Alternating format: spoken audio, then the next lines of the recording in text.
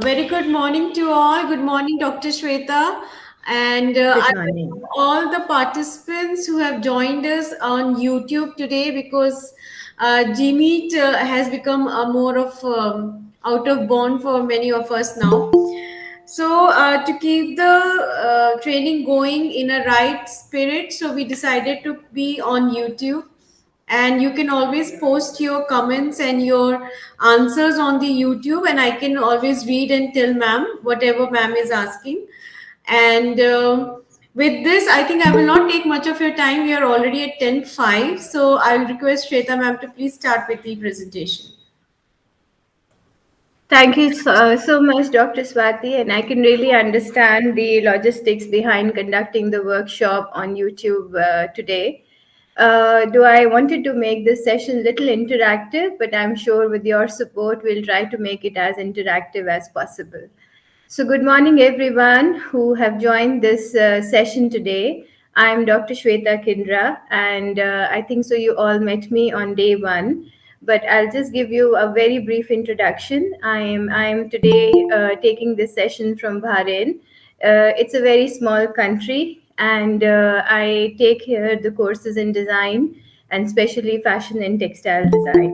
So, with my experience in today's session, I'm not going to teach you something related directly to your, the content, but I would just like to give you a new or a different perspective, or maybe the perspective which you have. I would like to share some of that as well on the assessment. Because I feel with over the 25 years of experience with me, assessment makes a lot of difference, even if we know the content, but the kind of assessment, the assignment, the way we conduct, the way students submit and we evaluate makes a lot of difference in any kind of teaching and learning. So, in today's session, my main discussion point will be related to assessment, and I will try to focus more with the practical and the studio work because, again, with so many years, I realized that this is a very important aspect of any program, of any course for that matter. So, therefore, we'll have some part of theory, of course, just to kind of refresh some of the things which you all must have done in your B.Ed or people who are further into field of education. And yes, we'll have some input with what COVID has given us is the blended learning options and how we can make our practical courses even more interesting for you and for your students. So I hope you really enjoyed this session. And wherever you feel that you have a question, you are given an option. Please come up with your questions that will further support this session. And we'll go ahead from there. So I will start my presentation now. And for any questions, you're most welcome. So just give me a second.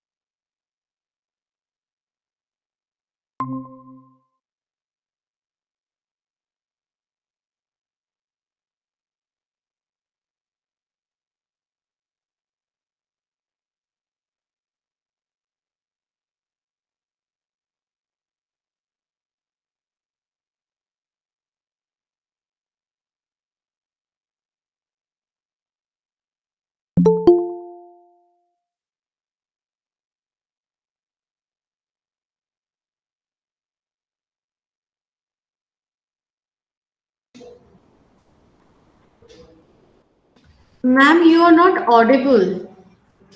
You have switched off your mic.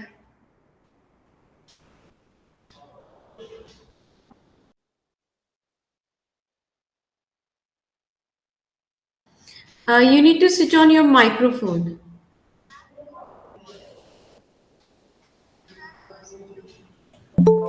I don't know when I switched it off actually. Okay, no problem. We'll start again. Yes. So, Now. yes, is it audible now? Yes, ma'am. Yes. Okay, thank you. So, as I just said, we said that today's presentation will be how to create, submit, and evaluate in fashion studies, basically the practical and studio work, and focusing more on how to enhance it. So, even before I start the session, this is all what we are going to do, and we are going to understand the difference. We'll see some components, briefly touch upon how to write an assessment or an assignment brief, little bit on Bloom's taxonomy because it's a very great tool to help us understand how we should have the intended outcomes from the students. Rubric, yes, at the school level, we don't make too depth rubrics, but then some kind of rubrics is very much important. A difference between a rubric and a grade distribution, and how we can enhance student submission of work, and how we can make the evaluation even further better, and how we can check about this plagiarism, especially now on the online mode, and now everything is a new normal. We will see some of the things. We'll discuss some of the practicals of your fashion studies, and I'm open to any kind of discussion. So, going ahead with all this, I would first like to clarify one thing, and that I'm not doubting that all of you must be doing great job in terms of assessment. This brush through is just to bring everything together. So, whenever I discuss or whenever I'm giving my viewpoint, is just to say that yes, it can be made further better, and I truly trust that all of you are doing a great job. So, to start with, what is the difference between an assignment and assessment? Now, why did I choose this thing? What is assignment and what is assessment? Because I feel at times, we use these terms synonymous. We say, okay, I'm making an assessment, I'm making an assignment. But yes, there is a minor difference, not a minor, there is a difference between the two terms that we use. And I'm sure people who are sitting there agree with me. And so, what is an assignment and what is an assessment? So, assignment basically is that it's a task. It's a piece of coursework. It is like a homework.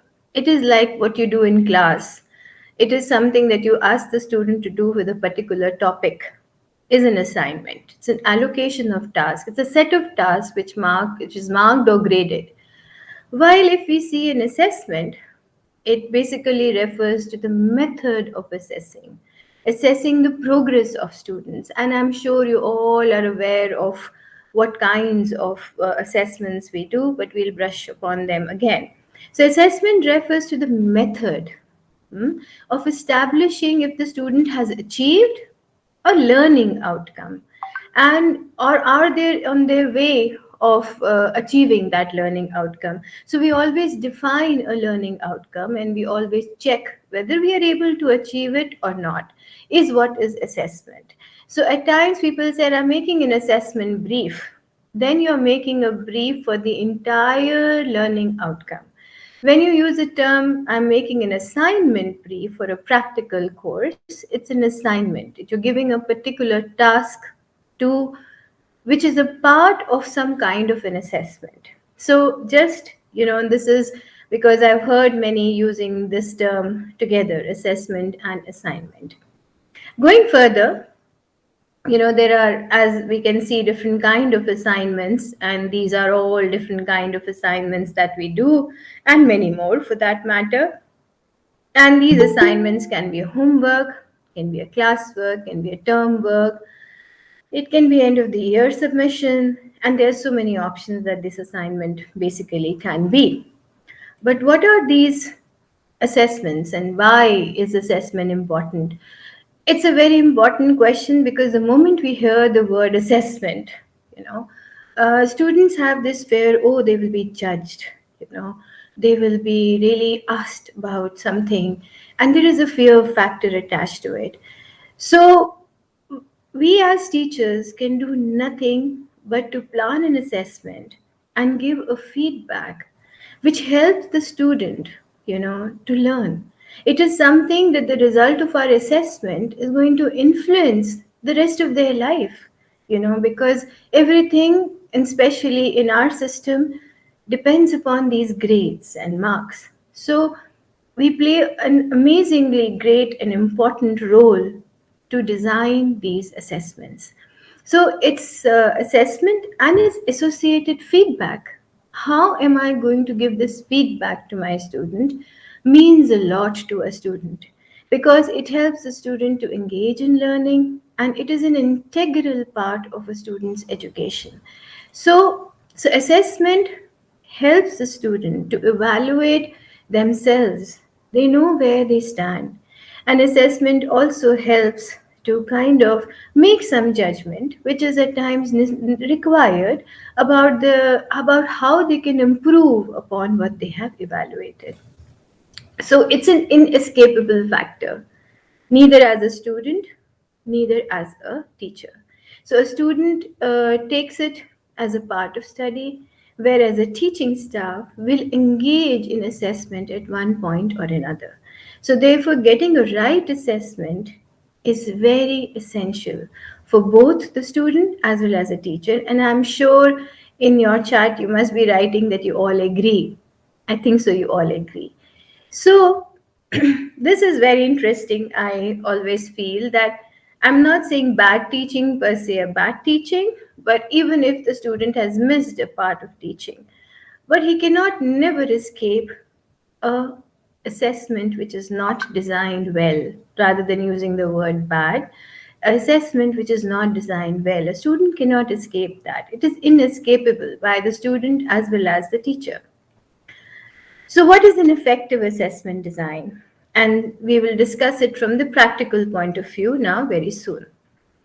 So, I wanted you all to reply on this, but let's continue here that effective assessment design is something where you should be very clear what you are assessing for, what I'm trying to exactly assess, and how am I assessing my students, and how should I assess my students? I mean, there is a difference between the two. So you have your infrastructure, you have your objectives, you have your resources, you have your time, there are so many limitations to conduct a practical work. You should be very clear of what you're assessing them for. You're assessing them for which objective, what you want them to achieve. So, therefore, an assessment should be very transparent. It should have some kind of validity. It should really serve them further, it should have a validity. It should be very reliable. It is not that you just design it for once and for one purpose. It should be authentic. So, when we design any assessment, or even when you have these assessments in your manuals and practical manuals, we should make sure that you have a great strength as an instructor to make sure that it is a transparent or a valid or a reliable or an authentic assessment. It should be something which you as an instructor feel is very important for a student to achieve a particular goal in the end. So, deciding an assessment, how you decide an assessment, how you want this student, everyone wants to score A. Okay. So, we say that whenever you decide an assessment, this statement states that if you want to change a student learning, you change the method of assessment. So, you have to analyze your student to understand how to decide an appropriate assessment method.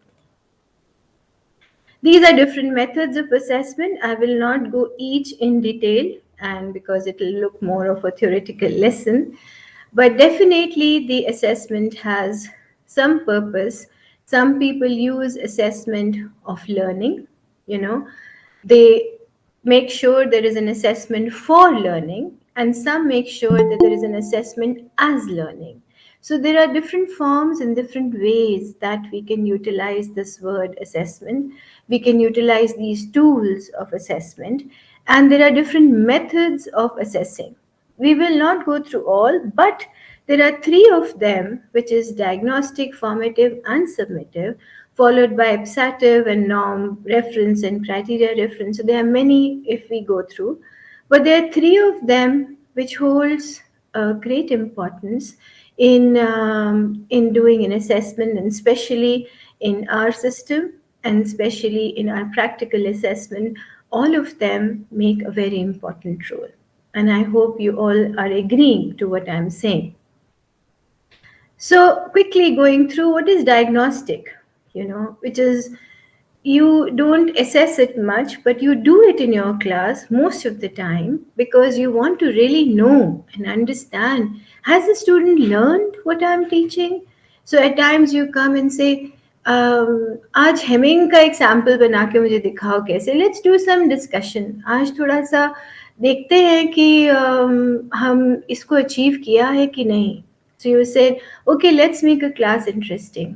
आज हम एक छोटा सा quiz खेलते हैं, या चलो आज हम न्यूज़पेपर से कोई कटिंग या कोई एक ऐसी नया टॉपिक डिस्कस करते हैं. So you are trying to understand the reflection of the student. Class में हम डिस्कस करते हैं, and you have those short student interviews. Okay, what did you do? Do you have something to say? So all these kind of thing is kind of diagnostic. You're trying to know what they're doing. It is little different than formative. Formative is more that you're really grading and assessing. In this, you're just trying to see their engagement and participation. You're trying to understand that have they learned, or still I need to add more as an instructor. Whereas formative, I guess we all know what is formative, and you, especially in fashion studies and the current education system, we know what is formative. And we know that it is forming. Formatives is this formation. So we are basically trying to see कि कहाँ तक हम पहुँच रहे हैं और कैसे इसको हम और फॉर्म करें. So we come up with some different projects like portfolios, like group projects, like some kind of progress reports, of course, class discussions, short but regular quiz. ये थोड़ा सा different. You're doing it regular basis to know how further I have learned. There are new tools in a virtual classroom. I use Kahoot a lot, and I'm sure, I don't know if you're writing in chat, that Kahoot is a very interesting tool. It's a free app, and it helps you to do, a quiz in class, and students find it very interesting. And even this is Socrative, both of them. And I mean, if you have not tried, and those who have tried will agree with me that these two tools are very interesting even in your practical class. A short quiz on, okay, you have a bad image of hemming, good image of hemming, then the best, then something, on a different fabric, and ask them different questions. 5 minutes of quiz, it's done. I agree, a lot comes on an instructor, but I think so. This is what our profession is. So, this is also an interesting tool that can be used further for formative. And here comes summative, which everybody is scared of at times, and everyone just believes it's just like a standardized test, which of course it is. But at the same time, we don't give a very clear feedback in summative. Formative is an amazing assessment where you give feedback at every step. So child knows, okay, मुझे धागा ठीक से नहीं डाला इसलिए गलत हो गया, मेरी नीडल ठीक से नहीं ली इसलिए गलत हो गया, मेरा कपड़ा ठीक नहीं था इसलिए गलत हो गया. But in the end, submissive is not giving you this feedback. You are just asking the child to submit. However, I still feel कि submissive doesn't mean कि हम we cannot engage the student. It is how we design our submissive really makes the student very engaging even in submissive, and especially your practical work, because submissive may practical work can also be equally engaging, and we will discuss as we go further. So, no matter in submissive, whatever it is, try to make it real world, try to have some clear questions, have a rubric. Don't make a submissive before you end that part of teaching. Don't think कि मैंने एक तरह की चीज़ पढ़ा दी, अब मैं इसके variations बिना पढ़ाए भी एग्ज़ाम में दे सकती हूँ. That's not practical. And try blind grading. And I know we all are perfect teachers, but at times we do get influenced by bias factors. So try not to do that. It really helps the students. So this is interesting poster I still found. I mean, when a chef tastes the soup, it's formative, and when the guest tastes the soup, it's submissive. So this is a very nice difference I find between the two, because when guests taste the soup, there is no feedback. That is it. They are drinking it now. So I think so. To reach till that point, we need a lot to be done in the field of assessments. So, what is the difference between a studio and a theory assessment? I wanted to give as a discussion time. If Dr. Swati, are there any questions till this point?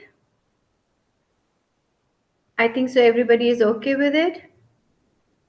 Ma'am, there are certain responses on the what? Yeah, this YouTube, and also there is one thing, ma'am. There is a lag of at least 30 to 40 seconds, sometimes 50 seconds. Oh, So when you ask a question, you will have to either wait for some time or give some other explanation by the time they put up their answers on YouTube. So the okay. lag is Thank you there. then. Okay. So till now, a lot of people are talking about Kahoot. They are saying it is really good. Palak Kaur, probably ma'am has used it. Assessments, you were talking about assessments. A lot of people have said that they are good and they have helped them to achieve their objectives and reflect on teaching methodology. So, which is also good. And ma'am, please zoom your this thing. Um, Presentation. I They are zoom finding it what? little. My presentation? Yes, yes. If you could zoom your presentation a bit, increase the size. Um, okay, I can Um, try, but I think so. That's the maximum screen I have. Ma'am, you have But given it a complete screen. yes, it's a full Okay, screen. okay. Then It's a I full guess. screen, So and for people who are finding it little difficult to read, I would suggest you could increase the size of the yeah. YouTube. So you can enlarge the size of the YouTube, and you can easily read the content. And Mm-hmm. I guess that's it. No more. Yes. Studio would be practical.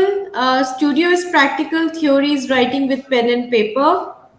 Mm-hmm. And that's it. That's what I have got. So if you get any more responses, if I get any more responses, I'll let you know. Thank you so much, Dr. Swati. I agree, and I will try and speak little more slow so that if there is a lag, it reaches everyone in time. So I'll try to pause and speak even further better so that everyone is able to get to the point which I'm speaking. So yes, you are right that studio and theory, there is a difference. There is one is pen and one is practical. However, I still feel there are some of the studio courses which are also pen and paper, and nowadays everything online. So the major difference between this theory and studio assessment is that in the practical or the studio assessment, we do those kind of things which we want students to have a lifelong learning. We don't do all kind of practicals. We don't do every subject to be as every topic to be as a practical. We only do those topics which we really want them to learn, which is kind of they carry with them, because over the years we have believed that when you actually do things, you learn better. When there is something which is more visual, you learn better. When there is an association with learning, definitely you learn better. So therefore, but of course, studio is more time and more effort. So therefore we pick up those kind of topics which we really want the students to learn. So how to pick up these topics and how to think that these topics are important for me. Before this workshop, I spoke to some of you and who I could have the access, and I could understand that you have a particular set of practicals to be followed. However, there is a flexibility of conducting them, which is fair enough because there has to be some direction and some variation and left to the choice of the instructor to go ahead with the work. So I just in the we will discuss that entire list. But here the major thing what I wanted to say is that the point of difference in theory and studio is that theory you study all, whereas studio you pick up only those objectives which will help you enhance or further support the lifelong learning of the student. So, therefore, these studio practical courses make a lot of difference in the way they are conducted and the way the student is able to understand it and do it. So, all these practical assessments which you design and assignments which you design, I'm using both the terms here because I know that the assignment can be in any form of assessment. It can be a formative, it can be submissive. I have used this word assertive for a reason. I will just explain. And diagnostic. So, what is assertive is that at times you, as a teacher, you know the student, but suddenly the student comes with some not a good work. You say, no, no, no, this is not her work. Let me give her one more chance. So, you design some assessments in practical which is submitted twice. So it is a conscious decision of the teacher कि कुछ चीज़ें हैं जो बच्चे को बहुत देर में समझ आएंगी, तो उसके लिए there can be an assessment which will can be designed in a way कि हम उसको दो बारी करने दें तो कोई प्रॉब्लम नहीं है. It is not that we are assessing a student कि ये गलत हो गया तो ये गलत ही करेगा. So this kind of a thing in assessment is speculative assessment. And I know most of you must be saying कि हमारा सिस्टम ऐसा है कि हमें टाइम नहीं मिल पाता है. But trust me, टाइम कभी भी किसी भी सिस्टम में नहीं मिलता है. It is up to us how we design it. I know we cannot go beyond. I know we have those limitations, but yes, we can still go ahead in our planning in a way. That's why we are teachers and that's why we are instructors. It depends upon our planning and our understanding with the student. So coming to a conclusion of what is the difference is what I want to emphasize further in learning. I really want student to experience learning. So practical is more of experiential learning. You are telling them in one of your practicals is on fashion theory. And so you're telling कि British राज का क्या impact था. अब ये बहुत बड़ा topic है and I am sure कि आप सब इसको अपने अपने लेवल पे हैंडल करेंगे and let's discuss how you will handle it. And I think so, it has an amazing capacity of designing an assignment based on this particular objective. But the idea behind is that what you want them to carry with them from this. आप British राज का impact किस तरह से चाहते हैं कि वो करें और वो क्यों करें, तो उसमें से हमको क्या उनको कहना है करने के लिए is what I should be clear. The student is just to be told, which is there. So keeping that thing in mind, there was a very interesting study which I recently conducted and also read that एक जो practical assessment है उसमें 5 तरह की C's होना बहुत ज़रूरी है. हम एक प्रैक्टिकल असेसमेंट को क्रिएटिव होना ज़रूरी है because we really want them to think out of the box. Out of the box का मतलब ये नहीं है they can not think on what is already existing. Out of the box के है कि उनके दिमाग में एक वेरिएशन ज़रूर आना है. सो This includes searching for a right question as much as a right answer. तो क्रिएटिव होना बहुत ज़रूरी है, क्रिटिकल होना बहुत ज़रूरी है, एनालाइज करो, सिंथेसाइज करो और बहुत सारे डाइवर्स इश्यूज को हैंडल करेंगे। क्या करते हैं हम कि हम कहते हैं कि बार बार मैं हेमिंग का एग्जाम्पल ले रही हूँ ताकि हम एक ही चीज़ को फॉलो कर पाए। तो हम कहते हैं कि pick up a needle, pick up a thread, do a sample. What if we give them 4 different kinds of fabric and एक छोटा सा कॉर्नर या 4 कॉर्नर्स में different needle, different thread, different thickness of doing the hemming, distance of hemming. So there will be an analysis. There will be some kind of a conclusion drawn. There will be an aspect of criticality. कि वो critically समझ पाए कि हमें ये वाला method क्यों use करना है और ये वाला मेथड क्यों यूज़ हम नहीं कर सकते हैं। So there has to be contemplation, there has to be a thoughtful thinking, there has to be a project जो सिटीजनशिप की फीलिंग लाए। In the sense citizenship is not citizenship because it just the see to be matched. तो we always say कि एक project ऐसा होना चाहिए। And in fact, I feel from all the manuals I have read for fashion studies, and in fact, I was teaching once fashion studies when I was back in India for a long time, and I realized कि हम project work बहुत कम देते हैं. So in a formative assessment, project works very well, and especially for fashion, project works very well. So in that case, we can give this kind of project which is related to the community. Hmm?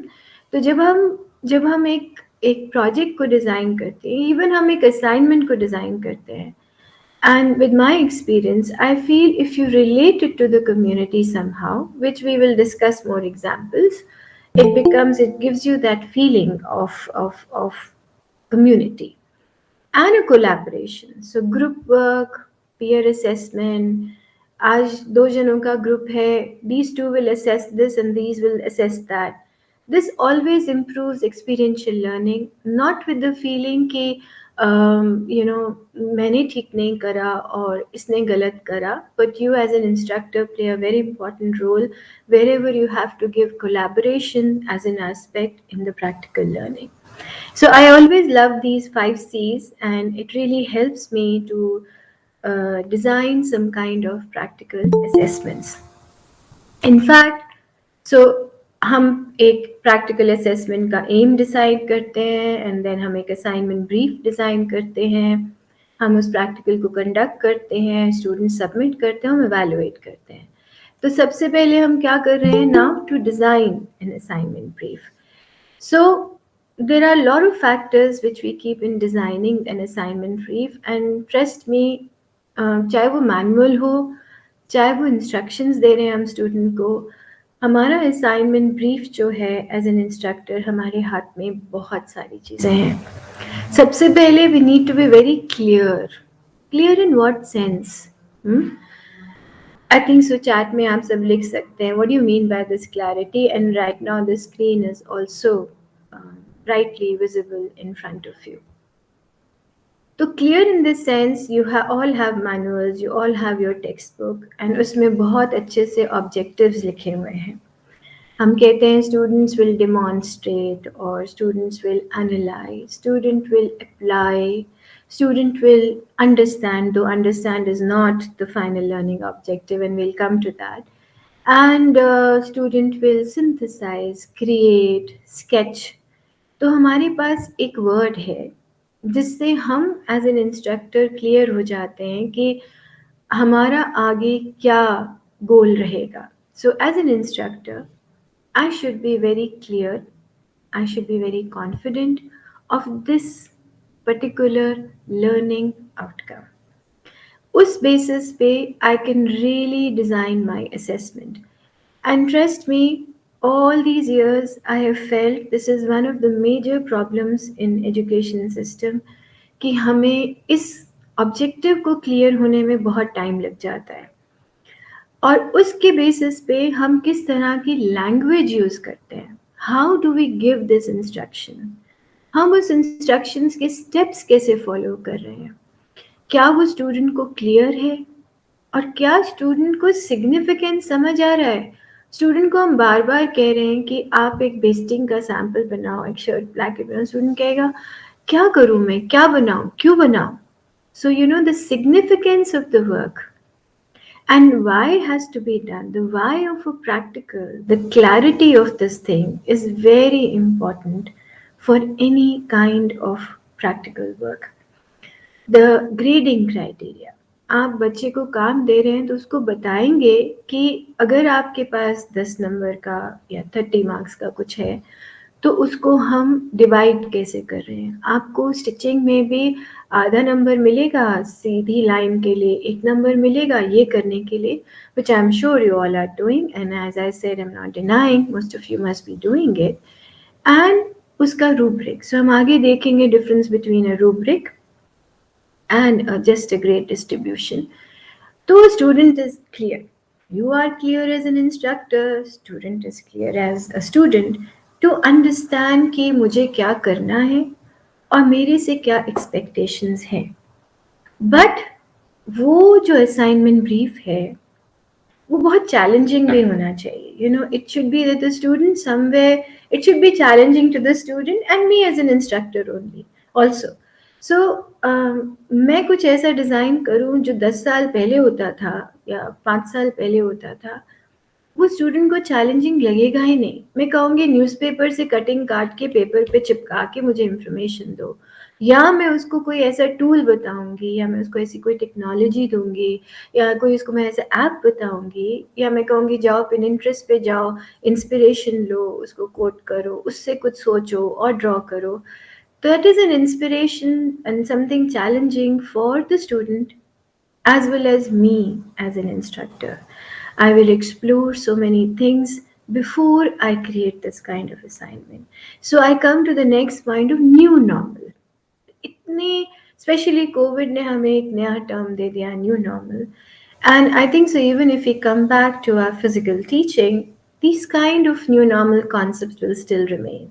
And I'm really happy with the way it has developed. And of course, there are some parts which are not good, but there are some which are amazingly good. And the assessment which you can design is related to day living and technology according to the changing situation. अभी भी हम हाथ से उनको सिखाएंगे, लेकिन at the same time हम उनको मशीन से भी करना सिखाएंगे, बिकॉज कल को अगर वो हायर एजुकेशन के लिए जा रहे हैं, निफ्ट जा रहे हैं, कुछ और कहीं ज्वाइन कर रहे हैं, कोई और जगह, कोई और university, they are at least having that background knowledge before they enter into any higher education. This is our role in higher secondary teaching. And there has to be this concept of research. जहाँ आपको boring लगे please मुझे रोक दे, because I know since I am not able to interact it may be that I am continuing speaking, but I hope Dr. Swati, they are interacting on live chat because it's a Yes, lot of yes, they talking are. at They are. I once. was waiting for a moment to speak. Yes, yes, yeah. A person from only for CBSE workshop. I don't know her name. Her his Uh-huh. clarity would mean that we must be clear with our instruction to the students as so to what to be done, how they are being assessed, and what are the expectations of the person who is grading student. Right. True. Very Okay. true. Yes. Yes. So Anything there is else? another question which comes up from the same Yeah. person. Should the students be told about the rubrics? Yes. Of course, students should be told about rubrics. Why not? Student should be very clear कि मुझे अगर ये marks मिल रहे हैं तो किस basis पे मिल रहे हैं, because I feel it's a very transparent world now day. Students वो 10 साल पहले वाले स्टूडेंट्स या 20 साल पहले या हमारे जैसे नहीं हैं कि जो टीचर ने दिया हमने मान लिया, Exactly. एंड हमारे में आर्ग्यूमेंट की शायद इतना पोटेंशियल भी नहीं होता था कि हम उसको क्वेश्चन भी करें। पर आजकल स्टूडेंट्स करते हैं, तो रूब्रिक एक बहुत ही इम्पोर्टेंट टूल है जो आपको फीडबैक देने में बहुत ही सपोर्ट करता है। एंड हम एक रूब्रिक देखेंगे आगे कि रूब्रिक के कितने सारे लेवल्स हैं। आपको हर बारी बहुत इन डेप्थ रूब्रिक बनाने की ज़रूरत नहीं है, लेकिन आपको डेप्थ इतनी ज़रूर देनी है कि कल को स्टूडेंट पूछे मुझे 95 क्यों नहीं मिले, मुझे आपने 90 या 85 क्यों दिए? बोला ये देखो इसमें लिखा है कि you should be able to clearly do this, write a presentation should have this kind of a content, उसमें ये ज़रूरी है, आपकी presentation में नहीं है। एंड मुझे जहाँ तक लगता है कि rubric सिर्फ it doesn't support only the student, it supports you as an instructor also, क्योंकि आपको समझ आ जाती है कि मुझे कैसे इवेलुएट करना है, वो लिखते लिखते और क्लैरिटी आ जाती है। मुझे तो लगता है कई बार जब मैं भी अभी आज तक रूब्रिक लिखती हूँ तो मुझे अपना असाइनमेंट चेंज करना पड़ जाता है। मुझे ऐसे लगता है नहीं नहीं नहीं नहीं नहीं, मुझे इसमें ये चीज़ों को बदल देना चाहिए, बिकॉज ये तो फिर मैं एसएससी कैसे करूँगी, right? So I think so I answered that question, that rubric should be given to the student. All right, great. No more comments on the chat box as of now. But I will request all of you to please keep on putting, and after some time, we will definitely pick it up. Yes, I will stop after, say, after talking 5-10 minutes. I'll ask you, Dr. Swati, and I'll try and answer any questions and we'll move further. Okay? So so new normal तो हो गया, हमने हर चीज़ को, और ये new normal का concept हमेशा रहेगा, you know, any time this is a ever changing global environment, we all are now global citizens, ये तो होता रहेगा। सो हमारे टीचर्स का रोल है कि हम कॉन्सेप्ट ऑफ रिसर्च ज़रूर डालें, हम उनको क्रिएटिव थिंकिंग दे दें, क्रिएटिव विजुअलाइजेशन दे दें। तो हम क्या करते हैं, मतलब जब I was also teaching in school at one point, and I started my career right from, you know, 6, 7, going higher and further, and I realized कि ये जो research concept है, research doesn't mean only publishing and all those things, researching something, it gives you an amazing that thought of visualization। एक छोटी सी चीज़ पे भी कि चलो कल डिस्कस करेंगे, ज़रा आज पढ़ के आना कि ये कैसे करते हैं लोग ये वाला स्टिच, चलो एक यूट्यूब वीडियो देखना, या okay go and research something, read about it, हम कल discuss, without assessment, without grading, without telling them, but telling them in a very assertive way that they should do it.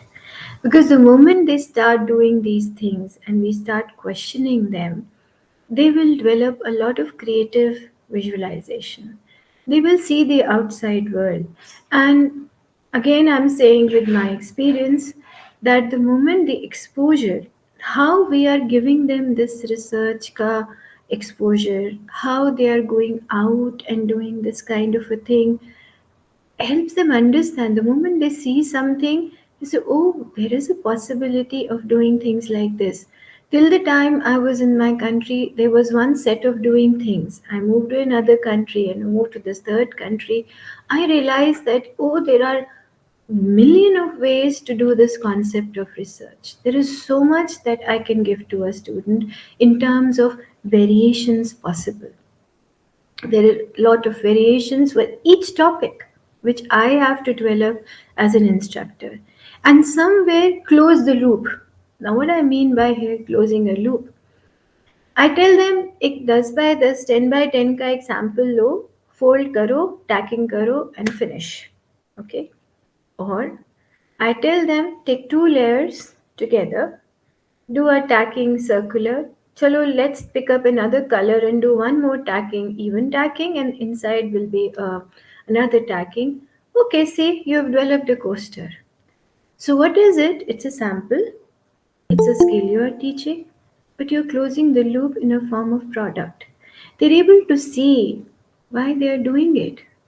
So I feel that closing a loop means here, what I meant here is that when you form it into something, when you tell them, even if you're doing something on eight head, अगर हम fashion figure बना रहे हैं, 10 head हम block figure बना रहे हैं, तो उसके ऊपर आपको ठीक है आज इसको एक्सप्लोर करते हैं, ज़रा इसको डेकोरेट करते हैं, आज चलो पेंसिल से करके देखते हैं, चलो आज हम वाटर कलर से भी बना के देखते हैं, चलो आज हम इससे बना के देखते हैं, चलो आज मैंने ये पहना है, लेट्स डिज़ाइन समथिंग कि आप वीकेंड पे गए थे, इसके ऊपर डाल के देखते हैं कैसा लगेगा। So what you're trying to tell them is you're telling them that okay, let's make something which you can see, where there is something which is an end of what you have to do. If you're making a shirt blanket, you make it on a small 1/4 bodice rather than making just a sample. I feel that it gives even more clarity. And in case we have time, we can cut the back and just stitch it on the shoulder. Okay. And I know the limitation of time, so I'm saying if there's time, we can just stitch it on the shoulder, leave the sides, but at least the student will see, okay, it looks like a form, it is something which they see every day. So I personally feel that this kind of an end to the practical is very important. And prior knowledge, this is something very, very important. And I think so it should have gone up even while the clarity.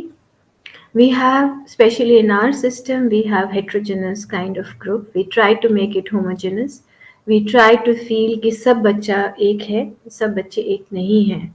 And so you have to create an assessment which is challenging to all kinds. And trust me, I totally agree. It's a very big challenge. However, उसमें prior knowledge होना बहुत ज़रूरी है. And somewhere it also depends upon what your student and from which background the student has come, what is the interest of the student. But somehow एक prior knowledge होना कि student कहाँ से आ रहा है और उसका क्या लेवल है is very important. So you need to know your group, and I know you all must be agreeing to this point. It is just re-emphasis on what we are saying. And make your instructions very interesting. Last year work, student work, show them some video, talk to them, show them a YouTube, show them other applications, show them something. अगर हम आप fashion figure ही पढ़ा रहे हैं, उसमें हम उनको illustrate करना बता रहे हैं, तो हम उनको बहुत सारे कोई एक वीडियो दिखा सकते हैं कि ये देखो ये कैसे डेवलप होता है, और एक तरह से नहीं होता, इसके 10 और तरीके हैं. हाउएवर हम आपके लेवल पे ये करेंगे. तो हमने क्लास को इंटरेस्टिंग बनाया, ज़्यादा विजुअल बना दिया, और हमने उसको इंस्ट्रक्शंस को इंटरेस्टिंग बना दिया. So I think so this is what I feel in creating. I have more, but before I go to next slide, is there something, Dr. Swati, we want to share?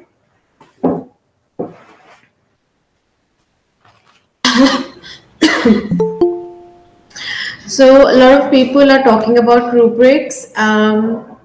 So a person has talked about NEP 2020 has laid emphasis on teaching students how to learn. I think concept of research would give them hands-on and how to look to the knowledge they intend to acquire. This is Anshita. Okay, Anshita ji has written Okay. this. Okay. I'm making rubrics in my school. It gives a very clear picture. So, Mhm. Abhita ji is saying, does rubric make the details transparent, ma'am? Say it This is the again. Say the question she has question. put up. And Say the please, question again. does rubrics make the details transparent?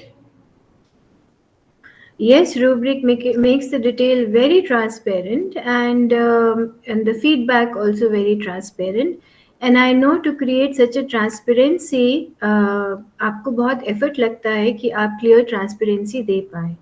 And eight times आप student को वो transparency देना नहीं भी चाहते, लेकिन मैं जो कह रही हूँ कि the kind of students we have now, ये ट्रांसपेरेंसी देना ज़रूरी है, और ये ज़रूरी आपके लिए भी है और स्टूडेंट के लिए भी है. So yes, it has to be transparent. Okay, so Manjul is saying that we need to have rubrics for class 12th and that should be framed and applied for all CBSE practicals. That is good one, Manjul. You can make one and share it with us. We'll look into it. We didn't get, okay. Clarity with lots of examples and analysis. That's people are not talking about. So rubrics gives a lot of clarity and examples and analysis. So that's it, ma'am, for from here. Good, great. I think so. Then most of you agree to what we are talking here, and yes, some of you are also developing rubrics. And I have a full time. I will talk about rubrics. I'm going gradually. We are still on the assessment brief, so we'll develop. We'll go further and see how it can be developed. And good to know. That's great. That's nice chat. So coming back, I'll go to previous first is goals and objectives. I'll briefly touch upon Bloom's taxonomy now. As I said in the beginning only, this is very important for us to understand, and I will try to differentiate the verbs of grade 11 and 12 and how it can affect your designing of objectives. So I think so. Almost 100% of you must be knowing what's Bloom's taxonomy. Is a person who gave a hierarchical model and on cognitive process and also knowledge process, and it was published somewhere in 1956, which helped us in designing some learning objectives or verbs. However, it was further because 56 till 2000 is a lot of time difference on the action verbs. It was further enhanced, and it is criticized, but it is widely used, and you all must have seen this kind of a model, and this is what we follow with all our students in grade 11. They just enter, and you want to give them just a knowledge, increase their bank of knowledge. We teach them so many concepts, which is basically helping them to gather the knowledge, remember it, and understand it. Gradually, there are few concepts from that understanding and remembering that you want them to apply. You don't want them to apply all, because you know that some is just for your understanding. So it further goes narrow.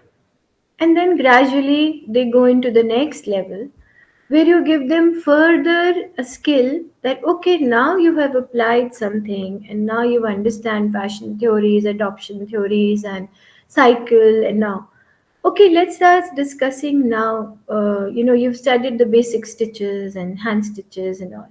Now let's go further. Let's go develop some more seams. Let's go develop some more plackets. So you have given them basic in a wider sense and going above. And then you give them skills to judge and evaluate Q, because now they are sure of the terminologies they have used in grade 11. Now they are sure. You talk them bottom up, and you talk them about fashion cycle, talk them about knockoffs, talk about these kind of terms they know.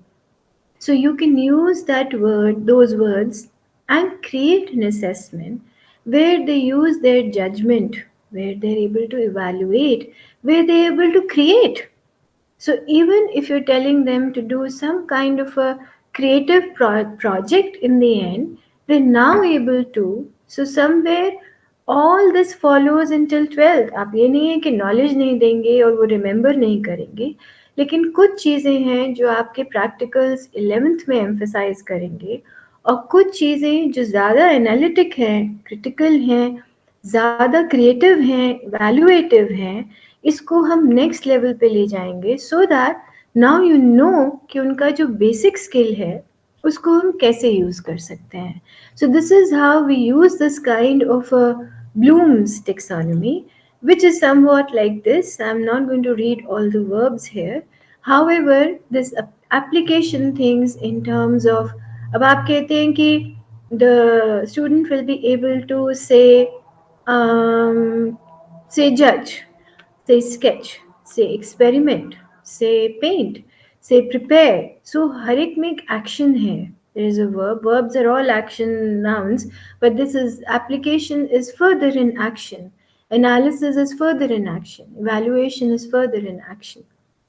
So हम उनको उस हिसाब से, अब इसमें कहीं पे भी we don't see understand as a verb, we don't see much of demonstrate as a verb. We always keep verbs which should be measurable. हम वर्ब को डिज़ाइन ही ऐसे करते हैं कि हम उसको बाद में एक एक्टिविटी बना के मेजर कर पाएँ. Okay, so हमने words यूज़ करे like define, categorize. So define, you will ask them to define. They will define, you will mark them. But you will say, they will understand the concept of fashion cycle. Okay, how will you measure it? आप उसको grade कर पाएंगे? आप उसको कैसे जज करेंगे? आप उसको कैसे इवैल्यूएट करेंगे?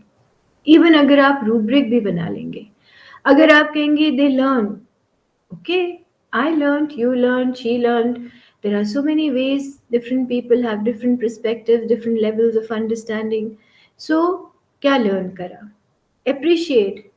Okay, even if you have a rubric, measuring appreciation, measuring observation, measuring read, consider, we will not be able to. However, if you tell कि वो कैलकुलेट करेंगे या वो क्रिटिक करेंगे या वो डिफाइन करेंगे या वो कैटेगराइज करेंगे, आप भी क्लियर हो, स्टूडेंट भी क्लियर है, रूब्रिक भी क्लियर है, इवैल्यूएशन भी क्लियर है, पर्पस भी क्लियर है.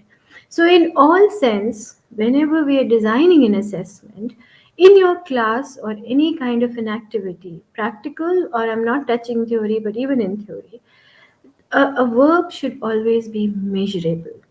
This is what I have been attending all the workshops, and we all use this word measurable.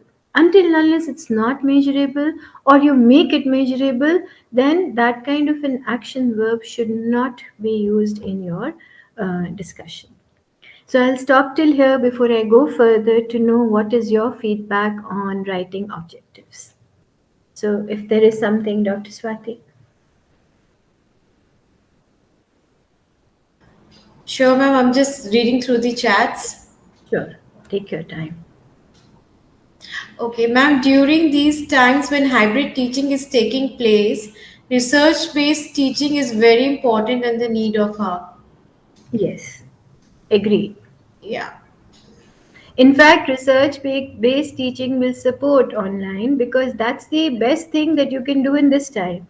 So I always feel that as a teacher, जो time है उस पे आप बेस्ट टीचिंग दे कैसे सकते हैं? तो रिसर्च तो कर सकते हैं, लेकिन उसमें हमें उन्हें प्लेजरिज्म समझाना है, उसके अंदर हमको उनको कोट कैसे करना है, लोगों को थैंक कैसे करना है, ये हमारा रोल है एज एन इंस्ट्रक्टर. लेकिन ऑनलाइन टीचिंग में रिसर्च तो बहुत अच्छे से इनकॉर्पोरेट हो सकता है. एंड बट उसके बहुत सारे एस्पेक्ट्स हैं जो हमें देखने हैं. That's a very good analysis. Thank you. Thank you. Yes, Dr. Swati. Waiting some more comments on the YouTube. Okay. So, few more minutes, seconds maybe, just Yeah, couple of sure. seconds. Please take your time. We have enough time. Sure. So, if there is anything you need to ask till now, I think it's a very good point to ask your questions, or we can have elaborate question answer session Okay. towards the end of the first session, so that we understand what is the idea behind the first session, and then we can go ahead with asking questions. So that can also be a thing. Okay. But I guess just a gap just to say that it should not be monotonous, one person Yes, speaking. yes, yes. So, my idea here is to give a gap, let that breathing come in Sure. between, and then I go further.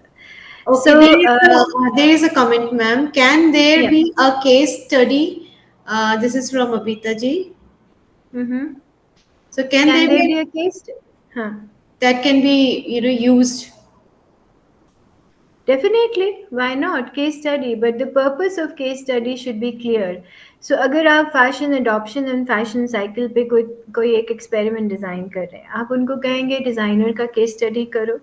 Case study करके आप उनको एक checklist और एक छोटा सा observation table बना के दे दो कि अब आपने इस केस स्टडी में क्या जज किया, आप इसको किस फॉर्म में केस स्टडी को आप एनालाइज करेंगे. आप इसको अडॉप्शन थ्योरी से एनालाइज करेंगे, आप इसको थ्योरी से रिलेट करेंगे, आई मीन फैशन साइकिल से रिलेट करेंगे, आप सिर्फ डिज़ाइनर की स्ट्रगल को दिखाना चाह रहे हैं, आप इसको मार्केटिंग से रिलेट करना चाह रहे हैं. ऑफ कोर्स केस स्टडी तो बहुत ही it's a very important tool. I mean I feel that when you do a case study, एक तो रिसर्च भी आ गया, लेकिन आपका स्टूडेंट को अंडरस्टैंडिंग भी बहुत अच्छी आ जाती है, लेकिन आपने उसका एंड क्या देना है, how what you want the student to analyse from that case study is absolutely to you. I mean, you have to tell the student that finally doing this case study, these are these 10 pointers that you're going to write in that. So the moment you define the purpose of case study, Perfect. Case study, I feel, is a very good way to help understand the concept. Because उसमें उसको हर तरह का aspect दिखेगा, उसमें उसको उसको उसको पता चलेगा कि कहाँ से कहाँ लीड हुआ है, क्लोजिंग द लूप, तो वो कहाँ से शुरू हुआ और कहाँ ख़त्म हुआ. You know, Hmm. I always feel fashion एक स्टोरी की तरह है, the way we tell them. So similarly, all the concepts are like, we are very, humans are very inquisitive, we're very social people, we always learn from where it started, where it's going to lead. Otherwise it always leads in anxiety to us. The same is with our students. We open this door to them, and we add this anxiousness to them, but we have to close it also, because otherwise they will carry this anxiety all the time. So this is very good thing that, yes, I agree, case study should be there and it can be used. All right. So, and what about rating scale? Yes, we'll come to rating scale when we are discussing the rubric, designing a rating scale, and how, what important things that you keep in mind. So, if you give me time when we come to discussing the concept of rubric more, I will discuss this concept of rating scale. Sure, sure, ma'am. Thank you. As of now, these were the only comments that were there. Perfect. So, let's go further. I had designed an activity which I don't know whether it is possible now, Dr. Swati, or should we give them 5 minutes to do this, or if everyone can write, but it will be too much for you to read if everyone, will do this, or everyone can see this activity and get back to you. I mean, is it possible? I just thought 5 minutes of discussion. I think this will be good. If there is something which they can read online, they can do that. Yes, because I thought let's design a small assignment brief on our so much of discussion which we have done. Hmm. Prepare a sample for visible hemming stitch. I'm stuck on hemming today, but I just want to touch base one kind of topic. And imagine that the student will conduct this practical in 30 minutes. और ये flow रहना चाहिए मेरे हिसाब से for your assignment brief. You have to first decide कि किस तरह का असेसमेंट है, ये फॉर्मेटिव है या सबमिटिव है. इंट्रोडक्शन टू टॉपिक, तो आप 2-3 ऑब्जेक्टिव लिखना है इसमें, because we will go and develop a rubric for the same in next 5-10 minutes. So just write the objective which you feel later you can make a rubric. So don't write more than 2 or 3 objectives.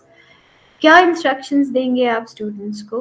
आप छोटी सी कोई research based activities में डाल सकते हैं. Will student look at something before the student is ready to go for this kind of a practical? What kind of variations possible that you can tell a student? What kind of material? किस तरह का grade distribution होगा? Rubric you can leave if you want to, because we'll continue further with the same rubric. Actual sample के कोई, आप student को क्या instruct करोगे कि एक्चुअल सैम्पल कैसे सबमिट करना है? आपका रिफ्लेक्शन एंड एनालिसिस का एक कॉलम होगा जो आप भरोगे नहीं, पर एटलीस्ट उसको आप असाइनमेंट ब्रीफ में रखोगे. और लर्निंग रिसोर्सेज की एक लिस्ट अगर हम देना चाहें कि स्टूडेंट को लिमिटेशन नहीं है कि वो इसी बुक को फॉलो करे, और भी उसमें हम लिंक दे दें और भी हम उसकी रीडिंग मटेरियल दे दें. तो छोटा सा 5-10 मिनट्स में 2-2 3-3 लाइन के साथ, I would suggest that if you can make this assignment brief so that we can discuss it. So this is what I would like Ma'am, everyone can to we do. do this assignment during the break The off of the second session? session? Yeah, Yeah, because okay. we will take at least 10 minutes time to To start do with it. the next session so they can finish up this activity. You may Perfect. So also explain once again because many may not have followed it up in one go. I will explain again. I will come back to this during that session, break session. Sure. I'll do it. I'll come back to this slide. So, Okay. okay, we'll come back to this activity. And let's, you all are very keen and interested to know what's rubric. And this is what I thought that everyone would be interested in. So rubric और grade distribution, इसमें हमेशा एक confusion रहता है. हम कहते हैं कि टीचर ने क्या बोला कि ग्रेड डिस्ट्रीब्यूशन 1 मार्क हम स्टिचिंग का दे देंगे, 1 मार्क हम नीटनेस का दे देंगे, 1 मार्क हम इसका दे देंगे, 2 मार्क्स हम इसकी प्रेजेंटेशन का दे देंगे। लेकिन हम रूब्रिक और ग्रेड डिस्ट्रीब्यूशन में कई बार, I am sure most of you know it, but थोड़ा सा कंफ्यूज हो जाते हैं। तो रूब्रिक एक स्कोरिंग गाइड है, लेकिन वो एक टूल है to evaluate the quality of students' constructed responses. तो वो क्वालिटी को चेक करता है, तो वो एक तरह का फीडबैक रिसोर्स है। It is a set of criteria, it is not the grading in itself. ये एक सेट ऑफ क्राइटेरिया है जो आपको ग्रेडिंग के लिए सपोर्ट कर रहा है। तो there is it provide some kind of consistency. ज़रूरी नहीं है कि मतलब ज़रूरी है कि कंसिस्टेंसी हो। तो उसके अंदर if you have a rubric, so A student to B to C, you have all the same expectations. They all know कि उसको ज़्यादा नहीं मिलेगा और उसको कम नहीं मिलेगा, क्योंकि मैंने ये वाली चीज़ों को टिक मार्क कर दिया है कि मैंने ये कर लिए हैं, मुझे ग्रेडिंग इसके हिसाब से मिलेगी. The questioning and anxiety as I'm talking reduces. So it provides a consistency in evaluation of work. There are many kinds of rubric. I will not go through that. There is analytical, developmental, holistic, checklist. There are checklists we use as teachers a lot. But without going into these types of details, let's see just the elements of rubric. Just 1 minute.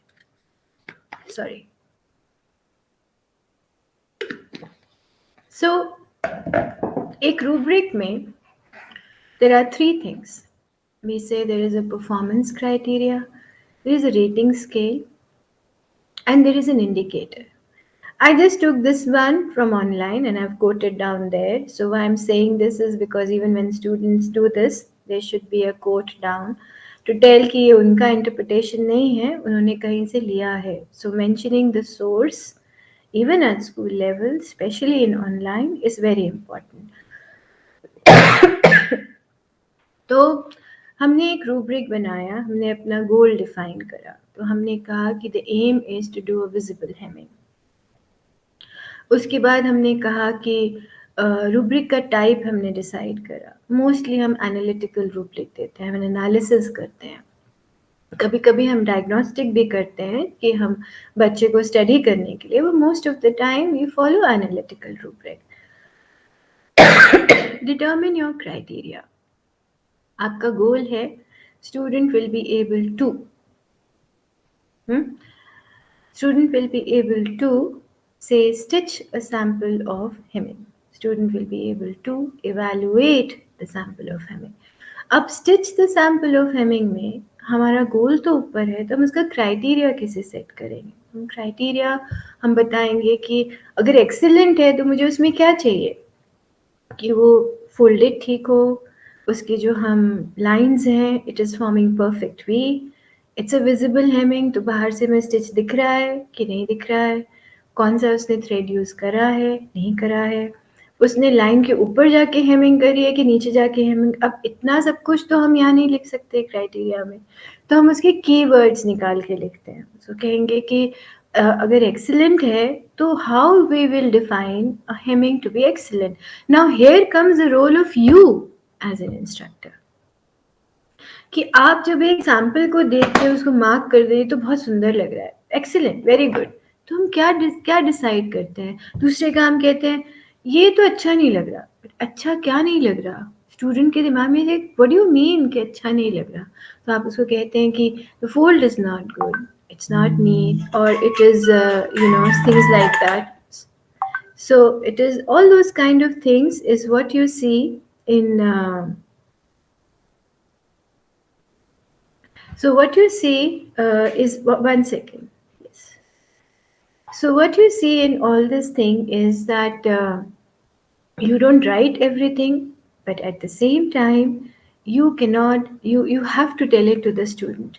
So as I just said, this is the role of you as an instructor, कि आप एक sample को अच्छा कैसे define करेंगे. You have to play up with words, you have to play up with your objectives, you have to keep those objectives in mind. इसीलिए I am emphasising again and again and again कि जब तक हमारे पास गोल होगा, हमारे पास M होगा, हम इस क्राइटेरिया को डिफाइन कर पाएंगे। छोटा करो, 2 3 4 ऑब्जेक्टिव, 2 ऑब्जेक्टिव, एक objective, but there has to be this criteria. Create your performance levels. You can create your performance levels. You can break them up. These are your performance levels. जैसे हम सामने करा हुआ है. You want to put it as excellent, proficient. I'm coming to rating scale. In fact, write the descriptive of each level and do this rating scale. So you have excellent, proficient, competent, adequate, unsatisfactory. Now, someone asked this question of rating scale. Now, how do we define this rating scale? Now, rating scale is कि आपको कैसे एक result को present करना है। अगर एक छोटी सी फॉर्मेटिव असेसमेंट एक्सरसाइज है तो आप कहोगे एक्सीलेंट, प्रोफिशिएंट, कॉम्पिटेंट चलेगा। अगर ये सबमिटिव है और एंड ऑफ द सबमिशन है, या फॉर्मेटिव में भी ग्रेडेड असेसमेंट है, तो फिर आप उसमें खाली एक्सीलेंट पे नहीं छोड़ेंगे, आप उसको लिखोगे बिटवीन 100 to 90% आपका ये है। साथ में एक्सीलेंट लिख दो, लेकिन साथ में मार्क्स भी लिख दो। Then going to the next level is say very good, or say good, or commendable. So your words on the top will change and probably have the marks allocation with them. So that student says कि मैं इस category में fall करता हूँ। अब उस category में भी आप कह रहे हैं कि 100 to 90, तो 95 किसको मिलेंगे, 90 किसको मिलेंगे? तो आप उसके बीच में कुछ ऐसे वर्ड्स लगाएंगे एंड आपका ये फर्दर एनालिसिस हम सब कुछ रूब्रिक पे नहीं छोड़ सकते हैं। हम सब कुछ जो है बहुत ट्रांसपेरेंट नहीं हो सकते हैं। समवन आस्क्ड दिस क्वेश्चन, वो 10 मार्क्स का ग्रेस तो कहीं ना कहीं रहेगा, लेकिन आपके सामने बहुत क्लियर होगा कि मैं 98 या 100 किसको दे रहा हूँ और मैं 90 किसको दे रहा हूँ, कहीं तो डिफरेंस होगा। सो वो आपकी राइटिंग में आएगा। That you have to mention, that you have to clarify that yes, there is this kind of a rating, there is this rating, but 90 का आप 85 पे या 80 दे रहे हैं, तो there is a difference. There is something called excellent, there is something called very good, there is called good, there is called poor, there is called fail. You have not achieved at all. So ये major blocks जो हैं, the student should know, and there has to be a development of this rating scale and performance skills. Now, it takes time. I 100% agree, and maybe you are mentioning it already in the chat. So, rubric takes a lot of time, but जब हम instructors हैं, हमारे को first 1 year में time लगेगा इस exercise को करने में। हर असेसमेंट या हर असाइनमेंट का रूब्रिक बनाना भी पॉसिबल नहीं होता। But however, we can always start with something very important assessments, something important assignments, जो हमें लगता है carry a major marks, carry higher distribution, जो 20 marks, 30 marks final है। You have to tell the students कि तुम्हें मार्क्स इसके basis पे मिलेंगे, ताकि स्टूडेंट को क्लियर हो कि मुझे किस कैटेगरी को अचीव करना है, मेरे से क्या एक्सपेक्टेड है। वो हमने इंस्ट्रक्शंस में तो बता दिया, लेकिन हमने उसको मार्क्स के हिसाब से भी लिख दिया। So as a instructor, I till date कुछ छोटे छोटे असाइनमेंट्स हैं, मैं नहीं बनाती रूब्रिक, बहुत छोटे असाइनमेंट्स का, उसमें मैं उनको एक्सप्लेन करती, क्लास की कोई एक्टिविटी है, छोटी छोटी चीज़ें, no you are not telling rubrics to make for every activity. However, for a bigger assessments, for more important, जहाँ आपको further skill को enhance करना है, आप rubric ज़रूर बनाएं। This is my personal suggestion. आपका effort लगेगा, आपका effort 1 साल में ज़रूर लगेगा for all assignments. And I'm sure you're writing in chat somewhere that maximum of you may be doing this also. But I'm just re-emphasizing on the fact that this should be done. There is a difference between a grade distribution. There is a difference between a rubric. Grade distribution just tells the student how the grades will be distributed, which is very important again. If I'm telling कि मेरा एक question है of the fact that that एक 1 mark को मैं कहूँगी give me 4 example, so 1/4 1/4 1/4 1/4, this is me as a teacher. I know कि अगर मैंने 4 एग्जाम्पल मांगे हैं तो मैं 1/4 1/4 पे चलूँगी और मैं दे दूँगी। तो ये ग्रेड डिस्ट्रीब्यूशन भी बच्चे को समझाना अपने लिए भी बहुत ज़रूरी है और स्टूडेंट के लिए तो ज़रूरी है ही, क्योंकि उसको समझ आ जाएगा। At the end of the day I said assessment is inescapable, मतलब उसको हम अवॉइड कर ही नहीं सकते। और specially in our system marking and grading पे हम चलते हैं आगे। हम सब कुछ एक वर्बल या फॉर्मल एक एनालिसिस एंड राइटअप के फीडबैक पे हम फर्दर प्रमोशंस नहीं देते हैं।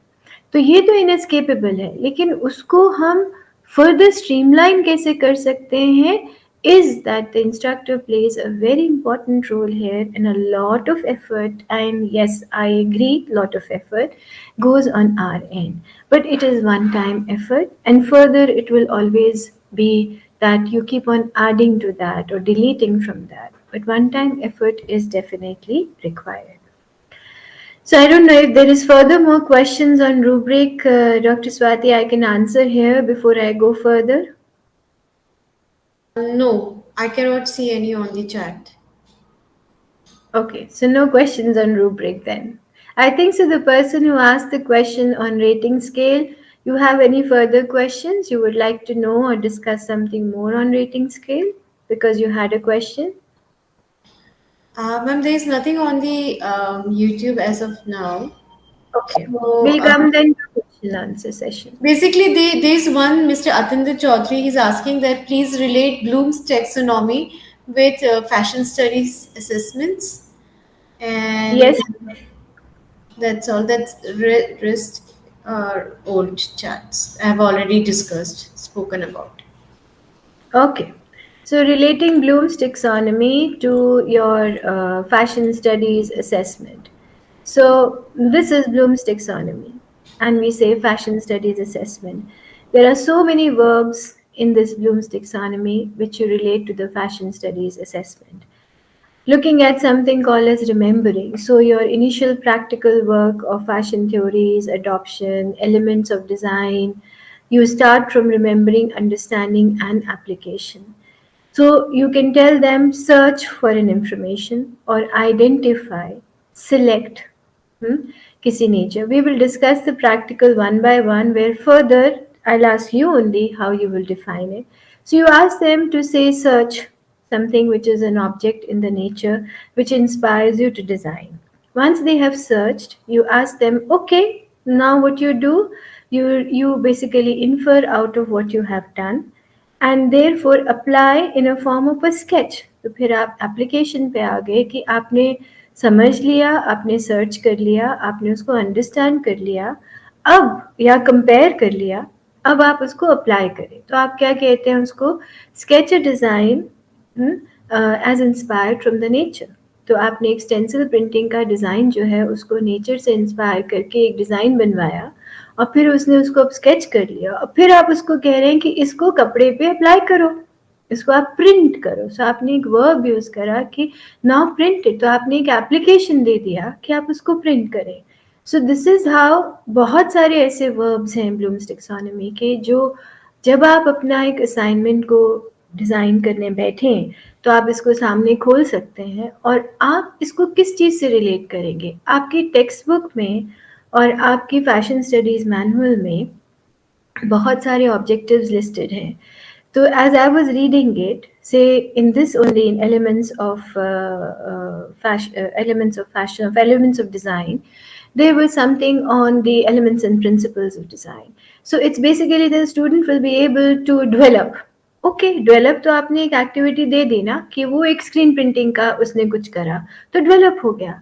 से उसमें लिखा हुआ तो एनालाइज, तो एक एक्टिविटी हम एनालिसिस पे ही देंगे कि वो खाली एनालाइज कर पाए, या एक एक्टिविटी में आपने एनालिसिस भी दे दिया, आपने डेवलप भी दे दिया, आपने उससे अप्लाई भी करा लिया, तो आपने उस मैनुअल में जो आपके प्रैक्टिकल के ऑब्जेक्टिव्स हैं उसको आपने अपने असाइनमेंट से पूरा करा, ताकि इन दी एंड आप कह सकें कि स्टूडेंट ने वो जो प्रैक्टिकल मैनुअल के ऑब्जेक्टिव्स हैं उनको पूरा कर लिया। आपने उनको ये स्ट्रॉन्ग लर्निंग दे दी कि आपने उनके ऑब्जेक्टिव्स को पूरा करा और ये मेजरेबल है। वो अप्लाई कैसे करेगी, तो आपने एक रूब्रिक बनाया कि जब वो अप्लाई करेगी स्टेंसिल, तो स्टेंसिल कैसे होना चाहिए, क्लियर होना चाहिए, प्रिंट करे तो डाई बाहर नहीं निकलनी चाहिए, उसमें जो डिज़ाइन है वो शार्प होना चाहिए। तो आपने वो लिख दिया, तो आपके रूब्रिक में वो आ गया, स्टूडेंट ने अप्लाई कर लिया। अप्लाई जो वर्ब था वो ऑलरेडी आपके मैनुअल में है, तो आपने ऑब्जेक्टिव को अचीव कर लिया।